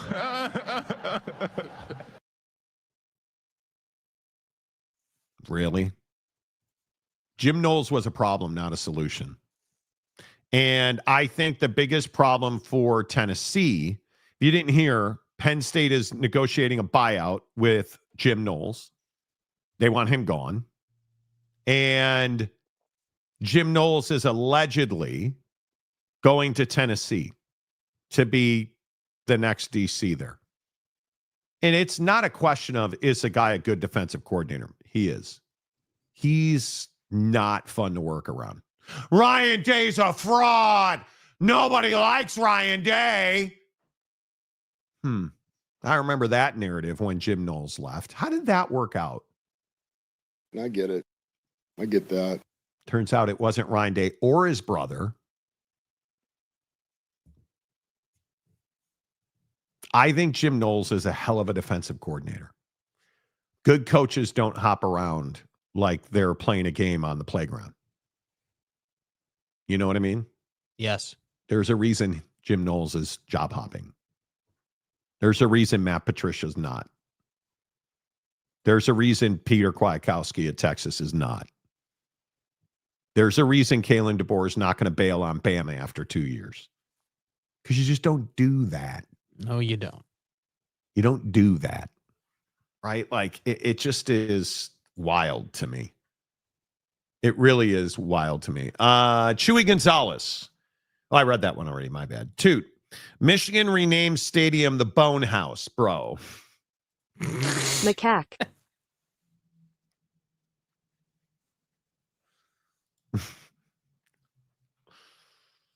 How did Sherrone? Okay, I shouldn't ask you guys how Sherrone Moore did this because okay, I'm giving you a fucking answer. So when Monty, two listen, people are in love, things happen. Sherrone Moore apparently has some really strong swimmers too, because my guy almost had 4. You know, I know redos. Yeah, there's a PJ Fleck LOL text on my phone right now. Yeah, PJ Fleck is no one's calling PJ Fleck, dude. Yeah, that ain't happening, bro. Yeah, if they hire PJ Fleck, more power to PJ. You know, is what it is. Kotelnicki is out as well. Knowles is a good DC. I think that's a smart move on his part to get out of there. So let me get this right. And again,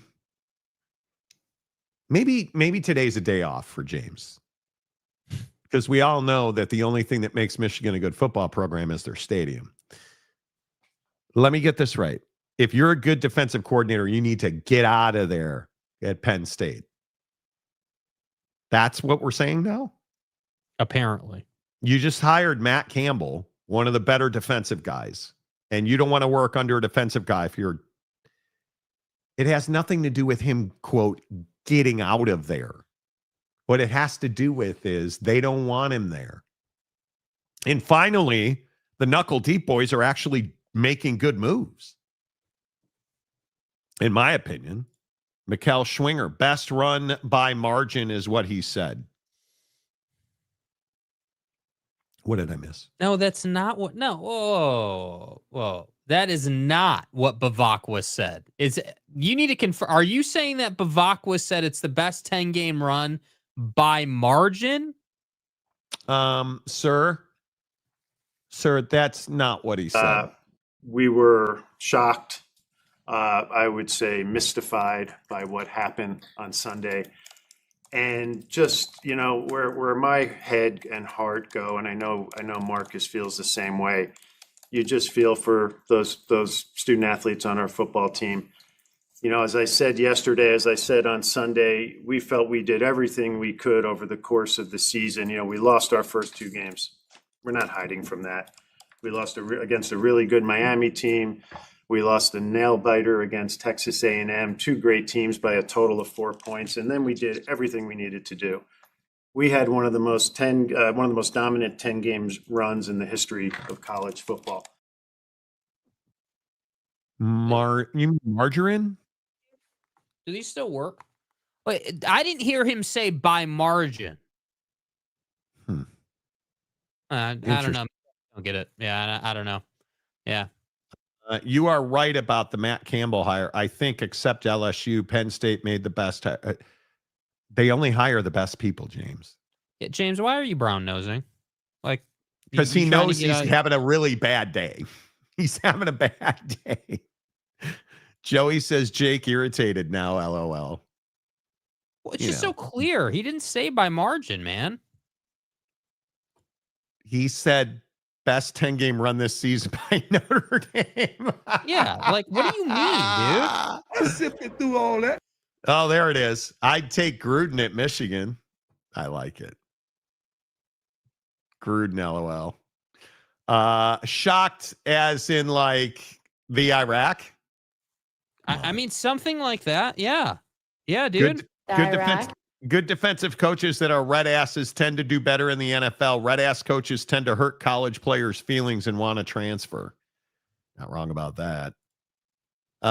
James is going PG rated. Watch out.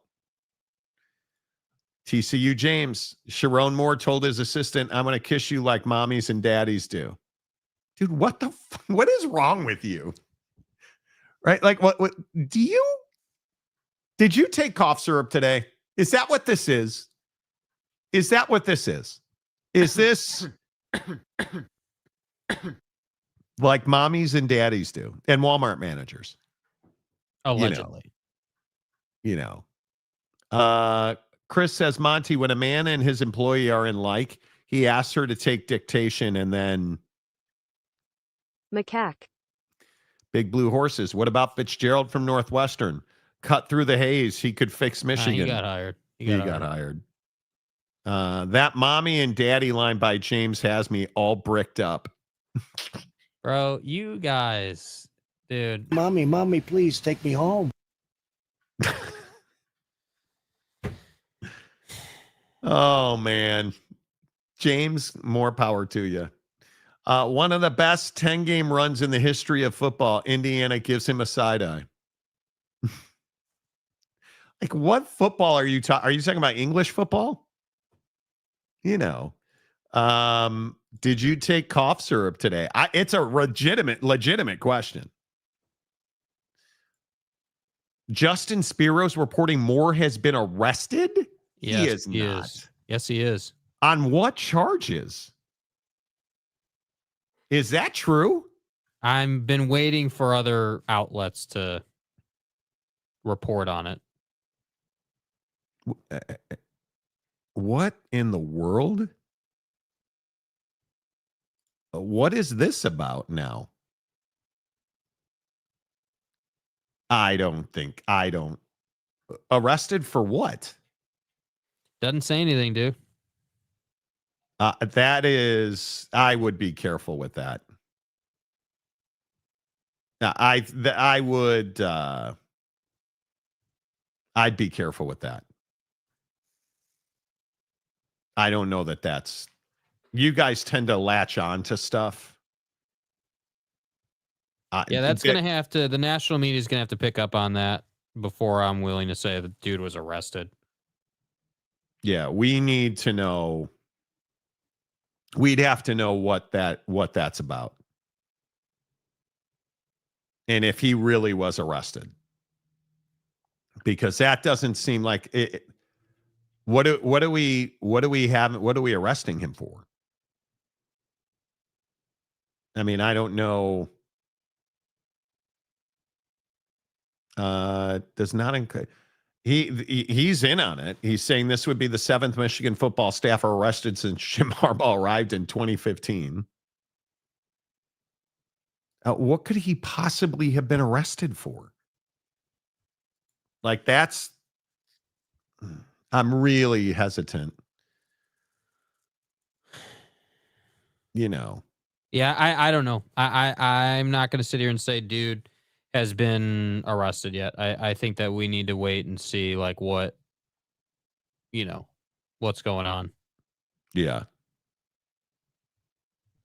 Like, I don't know. And there are a lot of other people. There are a lot of other people tweeting about it. What did he do? I don't know. Oh, man, I hope these reports are not true. Yeah, I hope they aren't true either. But are you saying... yeah, I'm not comfortable... I don't want to speculate on some of these stories that are being told. I need to see it from a legitimate... Yeah, I need to see it from a legitimate news source. Yeah. But I'll be honest with you. There are... I've seen at least 30, 40... there is no report that Sherrone Moore... I just did an AI search and asked a certain AI bot and they say there are no reports from news services that Sherrone Moore has been arrested. So I would be very careful with that reporting. Very careful with that reporting. So I hope it's not true, because if what's being reported is true, that's brutal. Him being fired is just the tip of the iceberg. If that is in fact the case. So, see, we joke and stuff. I'm telling you, these are real life situations. And can you imagine being Mrs. Sherrone Moore today? Can you imagine being his kids today? No. And that's why I'm always hesitant. I understand we joke and this is what we do. Yeah, I mean, it's rough.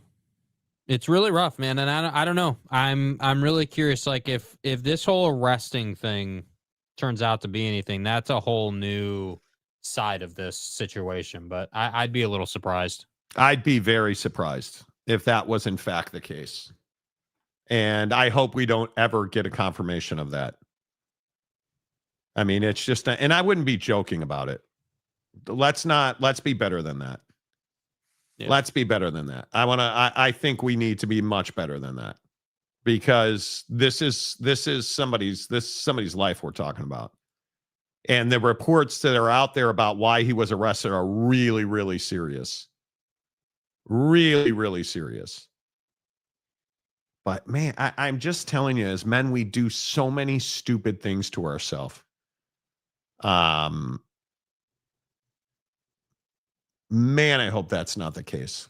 Anyway, as you were, the news of the day, obviously, Sherrone Moore got fired. We'll keep an eye on that, because I do want to talk about. I want to talk about this story. We have a great story. The Big Ten and the SEC conference have agreed on college football playoff expansion.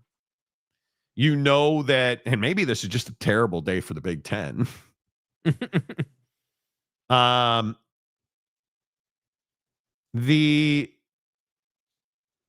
Big Ten has wanted to expand to 24 and take a lion's share of the AQs for the Big Ten and the SEC. And I think rightfully Greg Sankey has pushed back on that, because I think he knows the damage that would do to the credibility of a championship. I think Greg Sankey is much more into a Super League style solution than a Super League or a expansion to 24 that gives the Big Ten and the SEC 16 of the 24 slots. Like that doesn't see, because one of the proposals out there was 8 to the Big Ten, 8 to the SEC, 4 to the Big 12, 4 to the to the ACC. So that's obviously, how that would work out. Now, I don't have any trouble eliminating the G5. I'm a believer. I think the G5 needs its own championship. But you cannot, in my opinion, eliminate at-large bids. Where the ability to, I don't even know how you would do it. Yeah, well, I but think if if they expanded it, it's kind of what we were talking about last week about how, like, if you have more, so if you're going to have like 20 to 30 teams competing in more of a tournament style situation, right? Something that feels much more broad and bigger picture. I think the initial setup of that would be, like, yeah, all the conferences have to get together and agree on how many bids are going to be in or whatever. But I mean, yeah, if you said the top 4 teams from the ACC and the Big 12 get in, and X, Y, and Z, like it can work. I just think that the at-large bid thing has always been hotly contested because of the human being element, and maybe that's a way to get rid of it, where you just say, yeah, if you're a top 4 team or in the conference, you're getting in. But if you win the conference championship, you have a bye and X, Y, and Z, you just kind of go down like, hey, here's 1, 2, 3, and 4. Depending on where you are, you have a different path in. Like, I mean, there are ways to work with that, obviously, but I think that what this whole Notre Dame, Alabama, BYU, Miami thing kind of did, it just pushed people further down at a minimum, we have to expand the CFP. And obviously we've talked so much about how like the SEC and the Big Ten have been trying to find some type of solution for quite some time. I mean, this is hardly a new conversation, but I think that the Big Ten just wants the easy button. And I don't think that that's the spirit of the game. And I think that that's what people who are against it are really, that's kind of what they're leaning on. Like, hey, if we're just going to auto bid, 8 teams in, what's the point of even playing the games? Like, what are we really doing at that point? And how are we not, taking into account, scheduling difficulty and things like that? That's where the whole 8, auto bids from the Big Ten and the SEC, that's where you start to get in trouble, because like nobody doubts the SEC, but you can't seriously sit here and look at a Big Ten schedule and say that they deserve 8 and the Big 12 only deserves 4. That doesn't work. Like you can't, that just doesn't make sense. Why should the Big Ten from a scheduling standpoint get 8 and the Big 12 should only get 4? Yeah, that's the issue that you're inherently going to run into. So to me, I just think that the SEC as usual is golden. I think the SEC is happy to do it either way. And the issue at large is how to make it work for the whole system. And I don't think anyone, and obviously you just said it, I don't think anyone's got a real problem with eliminating the G5 from the process. I think it is 16. I think it is the 4 conference champions, the 4 P4 champions, and then 12 at large. That's what I think people want. And my question is, how do you stop the nonsense of the selection committee? I think you have to have a very black and white on paper tiebreaker system, and that's what it is. Mm-hmm. And I think the hard part is that you have people, that, boy, this Sherrone Moore story is actually, wow,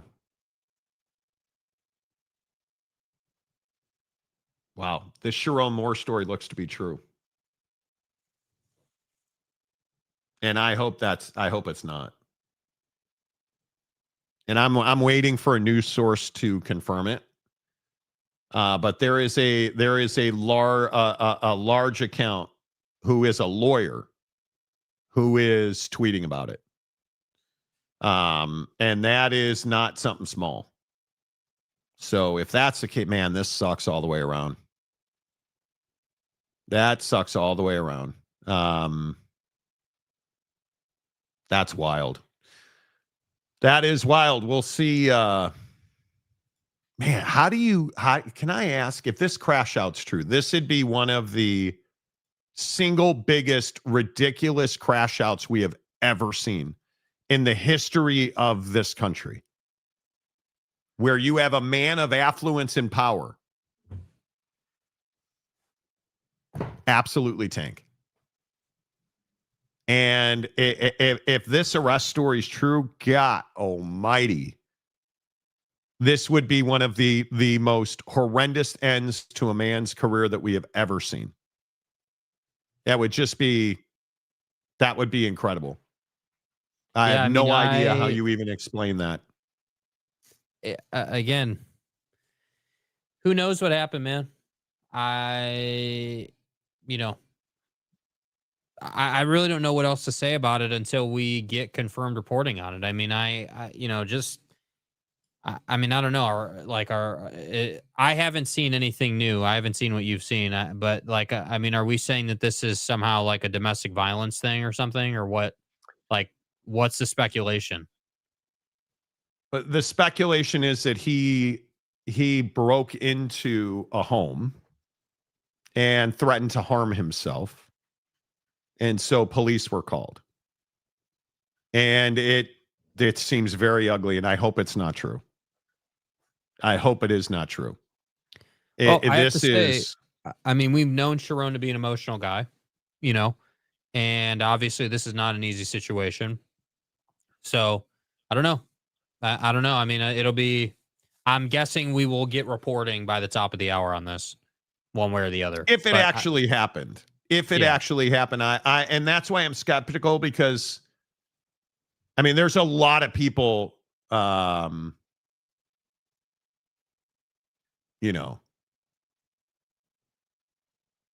see. I'm not going to believe it until I see it from a news source like the Detroit News but this is what you worry about with guys like Sherrone. Like, I agree. He is somebody who has shown himself to be very emotional.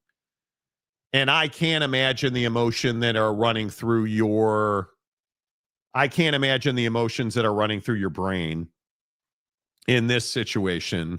If you truly are, hell, we've had 20,000 views on this show, and you're being talked about openly as cheating on your wife and 3 kids, and people are posting pictures of his wife. It's incredible. So, yeah. Early on, news stories tend to take a life of their own, only to be discredited later, which I hope is what happens. That's what I'm hoping. But got to be careful calling the police for a welfare check. They can wind up making things worse. Dude, if you're just tuning in, here's what happened with Sherrone Moore today. Somehow you don't know about this, and okay. Sherrone Moore, here's the progression. 1:45 Pacific, Sherrone Moore fired for cause by Michigan. Immediately, Jake and I are sitting here preparing to do the show, and my phone starts pinging, hey, he was fired for an off-field incident. And I'm telling Jake, oh boy, it looks like this had nothing to do with. And then the news comes out. Michigan says Sherrone Moore was fired due to an inappropriate relationship with a staff member. And immediately, his executive assistant was put forward as that staff member. And multiple sources confirm. Then multiple sources confirm a pregnancy came out of that relationship, which was ended. Because I don't like the word and I don't like saying the word. It was ended. Sherrone was known to have done this for some period of time before he was terminated. Michigan waited because they didn't have evidence. And all of this allegedly was shown to be the result of an anonymous tip. So, Phil Venzer, I knew you clowns were biased about what? What are you pissed off about today? Where did dude? this come from? Please enlighten us with your emotions and your pissed offness. What on earth have I shown to be biased about?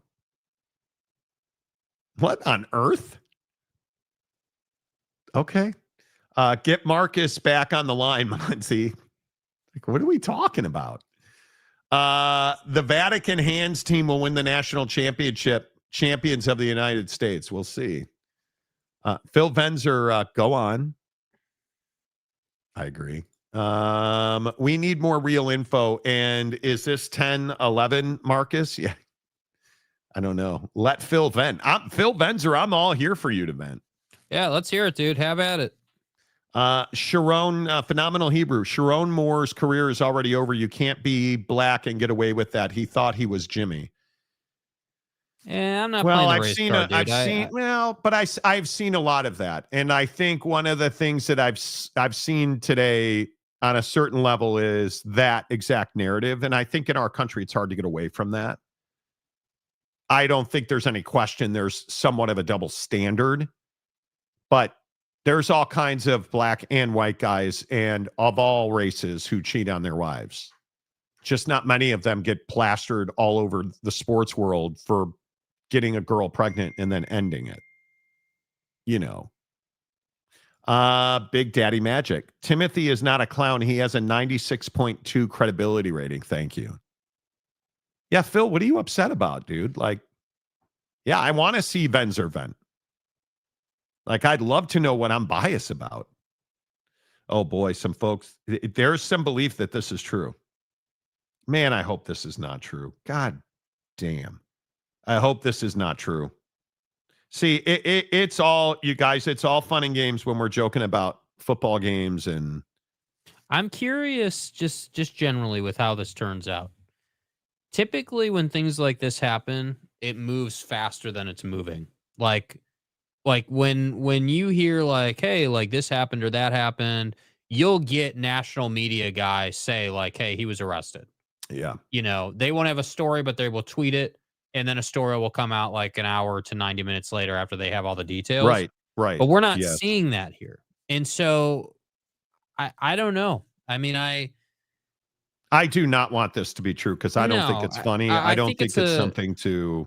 I think it's a very long leap to go from, hey, he was fired for cause for, physical, or having a relationship with a staffer. You can't do that.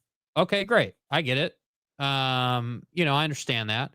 But how do we go from, hey, we're here to, hey, like we're all like we went from this to suicide. Like I just think it's such a leap. It's such a like, my God, like what happened to Sherrone? Like is this him being emotional and him saying like, oh man, like I made a huge mistake. I cheated on my wife and just having a complete meltdown. I mean, I struggle with that. I think that it's tough, but at the same time, like, again, we've seen people struggle when they go through hard things. So I don't know. Again, all I'm going to keep saying is it's an unconfirmed report. It's not verified. And I think we need to be careful with how we go about this. I mean, people are so quick to be like, yeah, hey, he got arrested and what an idiot. And he made all these mistakes and holy cow. Like we can't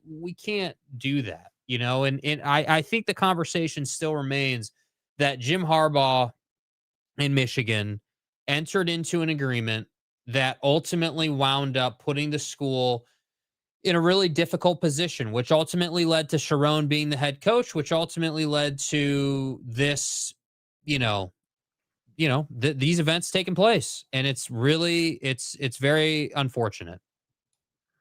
Yeah. Marcus has a question for you, Jake. Yeah. You hate Marcus questions for Jake. What does he have for me today? Has Jake checked into rehab for whatever that row of cocaine on his desk is? Okay, yeah. let me take myself out. Yes, I drink a lot of Monster. Yep, I do. Yep, I do. How many are back there, bruh? Too many, apparently. Are you just collecting them on your desk? Yeah, it's Wednesday. I got like 4 of them over there. Yeah. Okay. Yep. Okay. What's up with the electrolyte drink on the back there? It's just a Powerade Zero. Okay, Powerade. Yeah. I couldn't think of Powerade. Yeah. Yeah, I am not. I hope this is not true. I hope this story it's picking up momentum. So we'll see. We'll keep you up to date on that. Let me read through your comments. Big Daddy Magic. Marcus, leave Jake alone, who is the Phantom want to be. He reminds me of creepy Wizard of Oz. Okay. I mean, I'm happy to say, yeah, bro, like we work all day, every day. Every day. I'm more than happy to say I drink a lot of caffeine. I do. No doubt about it. I've really tried to wean myself off of it. If we're being totally honest, you know what my addiction right now is? Jake, you got to try these. Do you like lemon? Of course. Yeah, I mean, sometimes. I'm just not a big protein bar guy myself. Oh, these are so good, you guys. This is the 1 bar lemon. It's called lemon cake. 1 lemon cake. There's no way I could get this to look normal, but there you go. 1 bar lemon cake. It is so good. I'm down to 1 monster a day, and I got a little bit of water left. I'm trying to do 100 ounces of water every day because I've lost now 52 pounds. So before we go to Paris next week, it's a week from Friday. You leave a week from tomorrow, right? So you're not doing the show next Thursday, which is your birthday, by the way. It is. Yeah. God forbid I would take 1 day off this year because we don't. Hey, you guys. Jake's birthday is the 18th. Yeah. Am I supposed to get you something? No. You don't ever get me anything for my birthday. What did I get you this year? Didn't I get you shoes? Nothing. What did I get you? You got me Nike slides. Jake, you just being here is a gift. Honest to God, I'm not even saying that to be like a softie. But you'll figure this out if you ever have sex and make a baby, Sherrone Moore style. Yeah. Wow. The victory has already been won. It is absolutely true. Ex-Michigan coach Sherrone Moore was detained by police in Saline, Michigan, and turned over to police in Pittsfield Township for investigation into potential charges. Wow.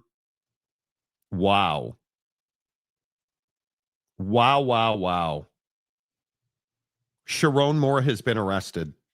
God damn it. How Sherrone? Bro. The city of Saline Police Department assisted in locating and detaining Sherrone Moore. Mr. Moore was turned over to Pittsfield Township Police Department for investigation into potential charges. God damn it. So the story goes, boy, this is not funny. I honestly, in my head, I was hoping that this story would not be updated before the show was over.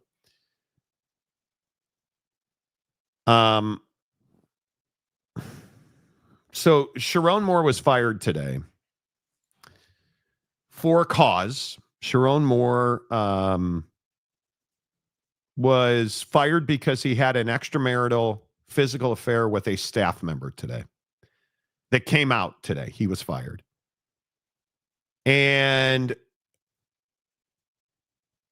the reports are, and they are unverified, specific to why he was arrested, even though ESPN is now reporting he was detained and is under arrest. The reports are that he broke into his girlfriend's home and threatened to harm himself. And that police were called to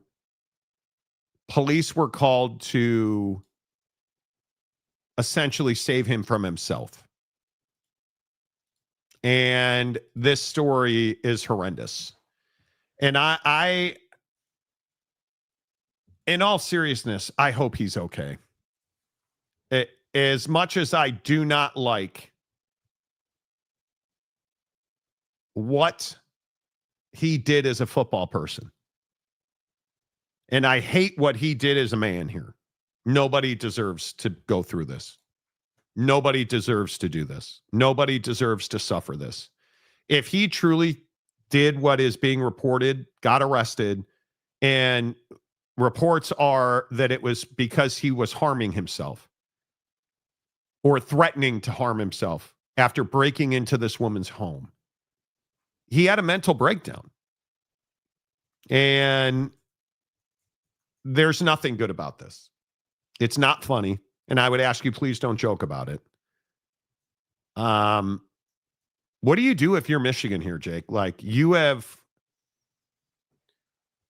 I don't know how you recover from this as a program for years. Yeah, I mean, I think that... So listen, we're entering territory with this story where it begs the question, what else don't we know? Because truth. So now that it's confirmed that he was arrested for, several different reasons, clearly, I think the first question is, okay, well, what took place that Michigan waited for however long they waited to fire him? That's my first question. What was the dynamics around who had what evidence? What was going on? Because we all know the classic game of, hey, like, husband cheats on his wife and kids with executive assistant, but hid it for years and it got outed because somebody was pissed at him or something. Like, that's how it usually happens. And so I just find it really interesting that they waited so long to fire him. Then they do fire him. And it's turned into this huge thing for Sherrone, clearly, right? Like, it's not just like, hey, he's upset that he was fired or obviously upset that he was caught cheating on his wife and kids and all that. It's not just that. It's not just like, hey, he's just upset about that. This has now turned into he was at someone else's house, allegedly threatening to take his own life and was a danger to himself and others, which is why at a baseline, just an extremely baseline law enforcement level, why he'd be arrested here. And he's being investigated, according to Dan Wetzel, for other charges. So this is a tragedy waiting to happen. Yeah. So like I think that what does Michigan do here? Well, Michigan is not going to comment on this at all. They never do. And I think that Michigan has to unfortunately have no conscience about this and just keep moving forward. What else are they going to do? Are they going to say... I think everybody at Michigan who was ever associated with Jim Harbaugh should be swept. Gone. I agree with that. This is no longer funny, look at the sanctions. And I think this is brutal. This is really, really brutal. And if you believe the reporting and if you believe what's being said, and let me just reset for everybody getting out of work and joining the show, because I see a lot of people texting me, asking me for details. What we know is that Sherrone Moore was terminated by the University of Michigan today. Ward Manuel, the athletic director, still somehow at Michigan, released a statement detailing an inappropriate relationship with a staffer and that he had been fired. Sherrone had been fired for cause. To his credit, because he had it first, Justin Spiro, who is a Michigan State blogger, streamer guy, had the story first and then had the arrest first. And as the day went on, Spiro then tweeted a story saying Sherrone Moore has been arrested in Saline, Michigan. And now the details are coming out that Sherrone Moore was arrested after a welfare check was called into police. Because allegedly a welfare check was called into police and allegedly he broke into a woman's home and threatened to harm himself. The ugly details here are that Sherrone Moore cheated with this staffer. Sherrone is married and has 3 kids. This woman is pictured wearing a wedding ring, by the way. Sherrone Moore got this woman pregnant, allegedly. And reports are that he funded the pregnancy being terminated. 4 hours later or 3 hours later now, we get confirmation from ESPN he's been arrested. And Justin Spiro's reporting and others are reporting on the details of that arrest. And he was apparently just losing his mind over being fired. And it's really bad. It's really, really bad. And there's no way to look past this. If you're the University of Michigan, you have to absolutely clean house. How do you not? And I think if you are Sherrone Moore, I hope this is a hard stop and you get help, because this is how people wind up dead. And I don't say that to be sensational. Mental health, if there is some belief he broke into this home and was doing damage and threatening himself and others after just having a breakdown from being fired. So it sounds like this caught him off guard. How?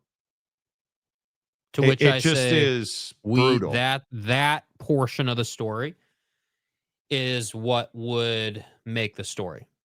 What were the circumstances around him getting exposed in this affair? And, how did that all kind of lead to what has happened now? And that's really the hard part is I completely agree that he should have been fired. I maintain he should have been fired well before this. I think he should have been fired Correct. when Jim left. No. He should have never been hired to be the head coach at Michigan. Yeah, there you go. Yeah. You don't hire people like this. But this is also why you don't have Ward Manuel as your athletic director. This is really serious.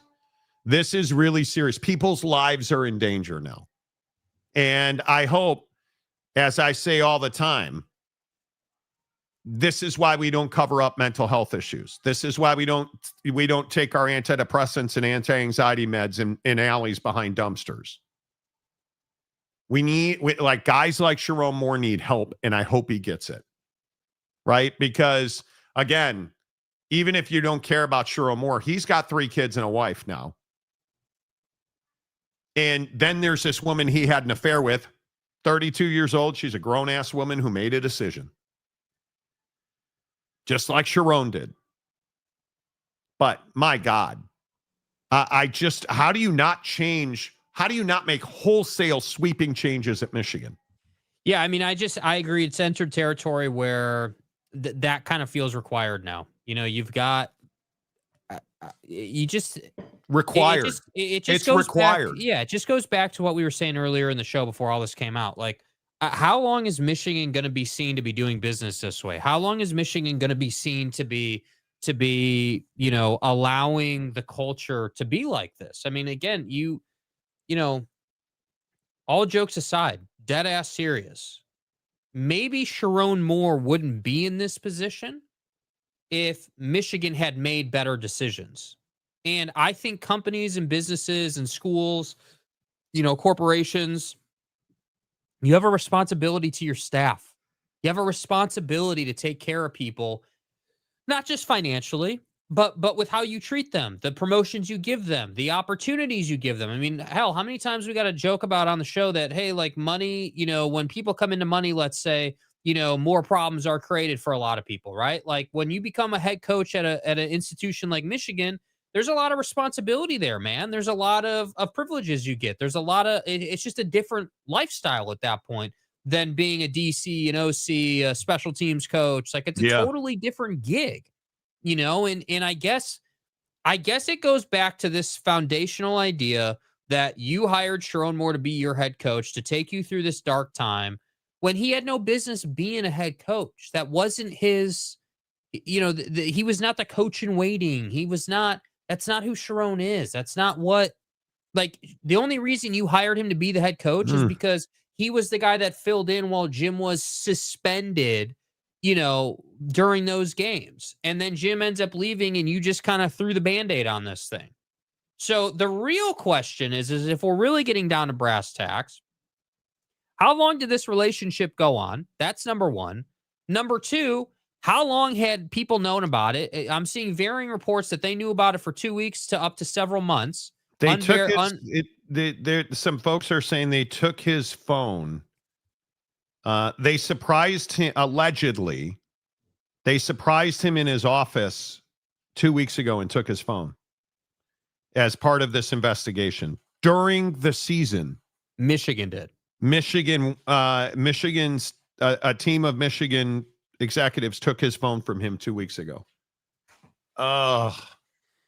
So, and we wonder why they got their ass beat by Ohio State. But yes, but also, man, I just feel this sense of dude, you knew about this for a minimum of 2 weeks after you went through his phone. So you went through his phone, you knew all the details, you saw all the texts, you should be fully educated on what him and this assistant were doing and all that. Everything from, the abortion to how long they'd been together to how often they were getting together because it was an affair and had to be kept secret. You knew all of this stuff. And then, so I'm a little confused. So if you took his phone and you knew about all this stuff, why the wait? If you knew that was happening 2 weeks ago, how is Ward Manuel not being fired now? Bro, if a team of Michigan folks investigating this knew about this 2 weeks ago because they allegedly looked through your phone and you did nothing about it, I agree. This is insane. How is this how you handled this? How is this appropriate in any form or I'm not trying to to be reactionary here, but I'm as I'm talking about this, I'm well, hold on, it doesn't work then. The narrative doesn't work. The narrative of, hey, well, because remember the initial reporting. The initial reporting was, hey, there were accusations essentially, but there were no evidence. But now we're hearing allegedly that they knew about it. They had access to his phone mainly because they allegedly walked into his office and took it from him and looked through it.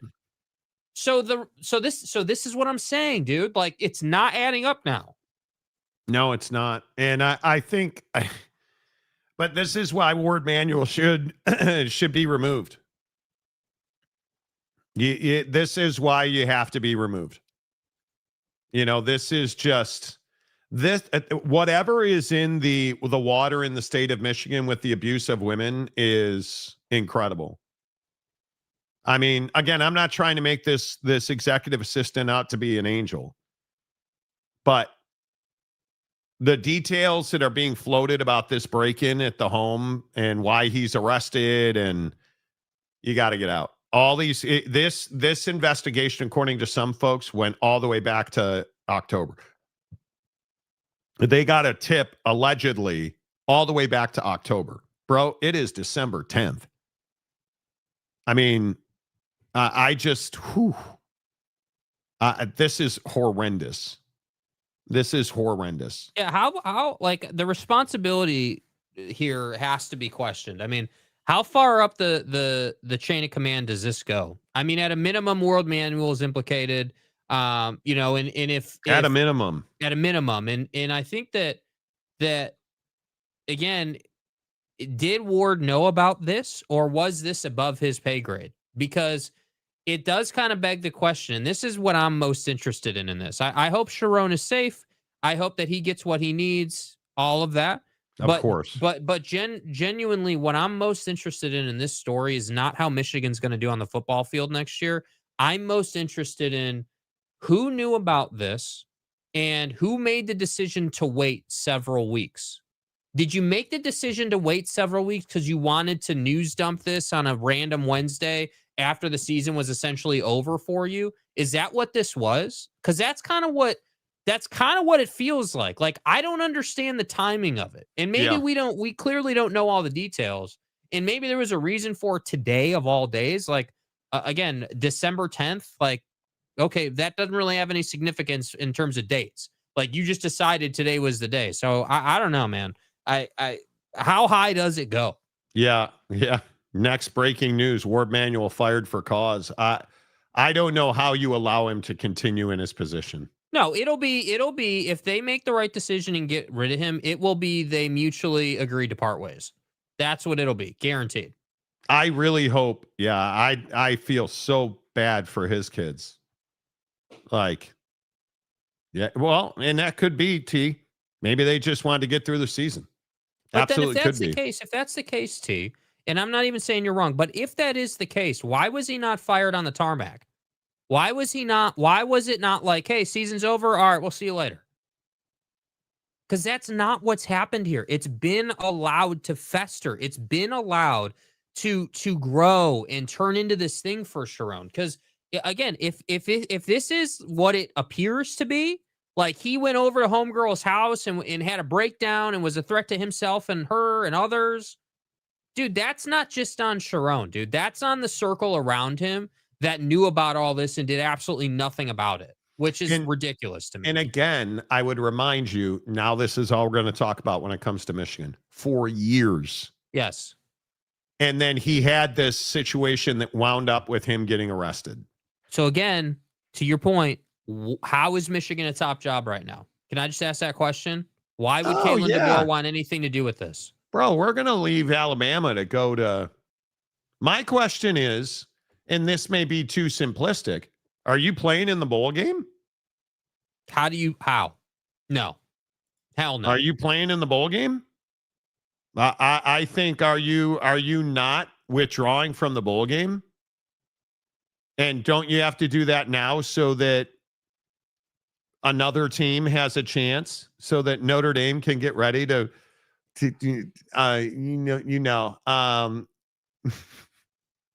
I'm a bad person. But shouldn't you withdraw from this bowl game? I don't see any way that you should be allowed to participate in a bowl. I could be wrong. And maybe I am completely wrong. You cannot allow them to play in this game. I just, what is it? I think they play it's Texas on New Year's Eve. We're really going to allow that to happen? I want to say isn't it like the Orange Bowl or the Citrus Bowl? Yeah, sure. You can't allow them to go play in the bowl game. I don't know. I just think that again, this situation is going to develop quickly, and a lot more, in my opinion, will come out tonight.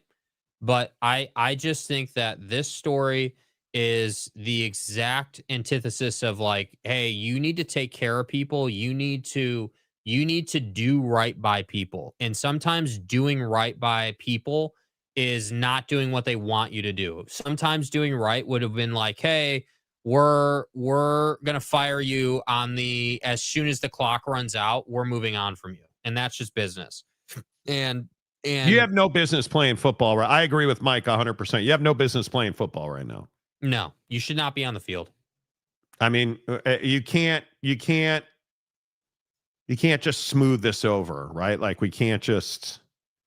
No, this isn't, oh yeah, Sherrone's fired and oh man. We handled it. We took care of it. Oh man. And we took care of it and all of our great assistants are going to cover it and they've got it handled and we're going to conduct a nationwide. No, dude, this bro just had an absolute meltdown and allegedly got arrested for breaking and entering, and he's a threat to himself and others. And you want to talk about a bowl game? Nah, dude, that's just completely inappropriate. I couldn't agree more. Phenomenal Hebrew. I'm interested in the jokes, like the pipeline of jokes from that other scandal a decade ago. You mean where Penn State facilitated the child sexual assault of many so that they didn't have to forfeit games? You mean is that the one you're talking about? With Joe Paterno and Jerry Sandusky, and that Joe Pa knew and did nothing so that he could have a legacy? That one? The statue one? Is that what you're talking about? The Knuckle Deep Boys? Oh, no, you're talking about the one with James Franklin allowing, football players to be nude, rolling around on the floor in their locker room and, like unwanting of other players, like getting on top of other male nude players on top of Is that the one? And then they took the victim into James Franklin's car, allegedly. Is that the one you're talking about? I'm just so confused about which sex scandal you're talking about at Penn State. There's been so many. Speaking of not playing football. I disagree. Not so much about smoothing over, but not just letting Sherrone's unfaithfulness and crash out rob the team of process and progress. No, sorry. This isn't about football anymore.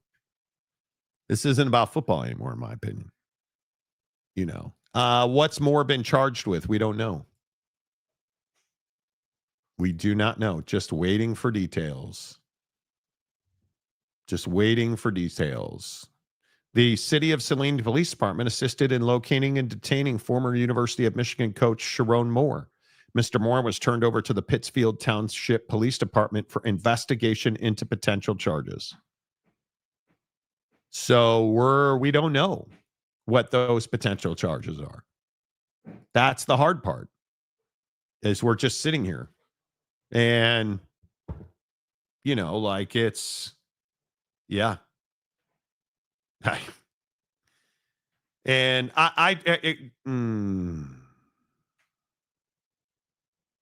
boy, some of the rumors going around. I hope none of this is true. Could there be more accusers? Have no idea. I doubt it. Charged with ruining Michigan football? Probably not funny, but funny. Here's DC laughter from a different lane. But it's what Mike said earlier. Isn't this the karma hammer? Yes. Goes around, comes around. And I think it's what it's kind of what you've always said. Like, you know, people can only hide for so long. So like Sherrone Moore, you know, was never the guy that should have been the head coach of Michigan football. With all due respect to him, man, that's just not your role. You know, you're a great coordinator, I'm sure. Great, you know, I don't doubt your coaching prowess, but you're just not. That's just not what it is. And the reason that I don't think that you guys at Michigan should be playing in a bowl game is because I think that sends the message that football is more important than culture and taking care of people. And I think and this is the problem. One man's failings, this is systematic. Yeah. And over a long period of, this isn't Sherrone Moore's failings. This is multiple presidents' failings. This is Ward Manuel's failings. The failings at Michigan. This is not one man's failing. Yeah, this is just not. And see, that's the problem too. Is like this is what we do in college football. We want to just pile the whole thing on one person, and that's just not the way it works, dude. This is, you know, the old saying of it takes a village to raise your kid. Like, it takes a village to run a successful football program. And that's very same village, though, if toxic, can ruin people. And I agree that Sherrone Moore needs to be held accountable for his decision to have an affair, allegedly, with his executive assistant, allegedly. But Michigan, as a program and as an institution, needs to be held accountable for their lack of institutional control and their inability to ethically run a football program. And that's what I'd like to see. Yeah, I really, the celebration thing for me is not going to happen. You know, fire Ward Manuel today. Yeah, yesterday. I don't know how you allow him to keep sitting on top of, failing upward or sitting on top of a pile of crap. Like, I don't know. I don't know. Yeah, I could give a damn about the bowl game. I'm going to be honest. The bowl game is literally meaningless. And I think that players don't want to play the whole, hey, like, let the players step up if they want to. For what purpose? You're not playing in the college football playoff. There's nothing on the line. It's a meaningless, 4-0 bowl game. Why are you playing in it? You just, that's not where your program's at right now. 100%. Yeah. They didn't reap. They didn't sow. They fertilized and manured all over that thing so it could grow. Yeah. It's a weed that you can't control. Right? Don Juan, how is what he did Michigan's fault? All they can do is fire the man. You guys are acting like they should have predicted this. Here, let me. Dude, you should. what? You should, Don. You should Do probably get a. you want to go take ahead this and, back? Yeah. Yeah. Okay. How about that? Before I absolutely crush you, do you want to apologize and take this back? Or. Oh, you don't. Okay. Next comment. He's not even a member. Next comment. Like, okay. I wouldn't even humor this guy. Yeah. They let it happen, man. Yeah. You facilitate bad behavior when you look beyond bad behavior and you let it happen. You send the message that it's okay. See Joe Paterno. Right? They got to prove they can win without a rested coach. You know, I got to say, I do, now that everyone's confirming that he was at her house, I'm very interested. Like, was this a thing, you know, like speculating, but was this a thing where it was like, hey, like they got into some type of disagreement and she outed him several weeks ago and that's why they looked into his phone and that's how this happened? Like, it's odd to me that he chose to go to her house. Like, you didn't go home and like light the world on fire. You went to homegirl's house and I'm guessing tried to fix something. That's what I'm guessing. You were panicking. You got fired. You were trying to do damage control and that led to you spiraling. That is kind of what the path we're walking here. Yeah. I don't. Because the whole, you know, they should have been able to predict this thing. Dude, they had his phone weeks ago, allegedly in October. And so they knew what was going on here. And they know him better than any of us know him. So you let this fester and waited to fire him. If he truly went to her home and if, yeah. It's rough. It's rough. Yeah. So why did you not go home to your wife and kids? Like, I mean, you look at the people that Jim Harbaugh hired and you think about Sherrone Moore now arrested. You look at how many DUIs, 5 DUIs, 6 DUIs, Matt Weiss, Fergus Conley got into that brawl at a hospital. I mean, are you out of your mind? And we're trying to say, well, Michigan didn't do anything wrong. I'm going to say they did. I'm going to say they're responsible. They paid this guy millions of dollars. Check this out. So Scott Hughes, SI Now, tweeting, I didn't see his tweet about an hour ago. He's reporting the University of Michigan, that tip that they got, the anonymous tip, he's reporting came from a DoorDash driver, which stated he had personally delivered Plan B to Moore's office and felt oh my God, compelled to report that to the school. Like that, if that's true, that's just a whole nother level of insanity. So let me get this right. You were having an affair with your executive assistant, allegedly. You allegedly got her pregnant, and you allegedly had the Plan B pill delivered to your office, and whoever delivered it, what'd you say, Uber, Grubhub? DoorDash. The DoorDash delivery person had a moral issue with it and reported you to Michigan administration. Wow. The arrogance of, you didn't even try to hide it. You were like, well, she's here and I'm here and the pill's not. Let me get that. Let me go ahead and get that DoorDash down the Plan B. Maybe see a medical professional in private so that they have privacy. They're compelled to be private. Probably still be the head football coach at Michigan. You allegedly DoorDashed the Plan B pill. Like you are you out of your goddamn mind? Dude, this guy, Scott Hughes, this guy who writes for SI Now and 247. Yes, I know Scott. He's retweeting this guy, Rob Reinhart, who I haven't heard of, but does the Reinhart Report, and is followed by several national guys and things like that. This dude, Rob Reinhart, just retweeted an older tweet of his and said that he's being charged with 3 counts of criminal sexual conduct in the first degree and several other things that I'm not really trying to say on the show, including assault, illegal seduction, and several others that are gnar.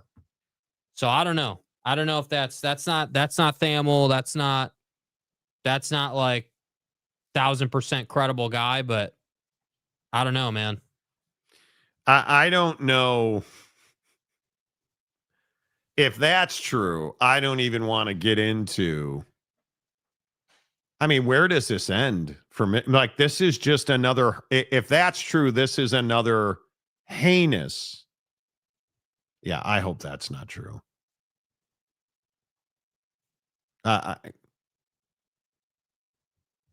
Yeah. Wow. I don't know. Again, I want to be clear. No other national person is confirming that yet. But those guys reporting that had it an hour ago that he was arrested. So. Okay. I mean, to me, that's brutal. And well, man. Yeah. I feel remorse that Sherrone Moore has gotten to this point in his life. I will say that. I don't agree with the choices he's made, the things he's done. I certainly don't feel sorry for him that he cheated on his wife.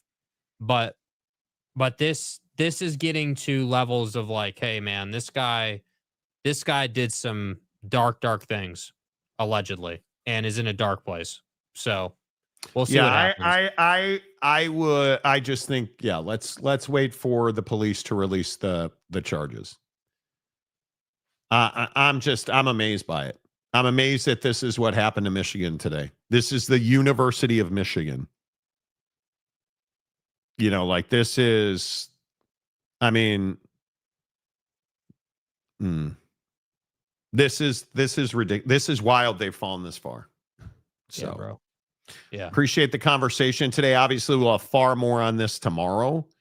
The Monty Show, as always, presented by The Advocates at theadvocates.com, the best injury attorneys in the business. 24/7, 365 at theadvocates.com. I'm never amazed, and I'm amazed right now. I am never shocked. I am shocked right now. Wow. Much more on Sherrone Moore tomorrow. Until then, say goodbye, Jake. Goodbye, Jake.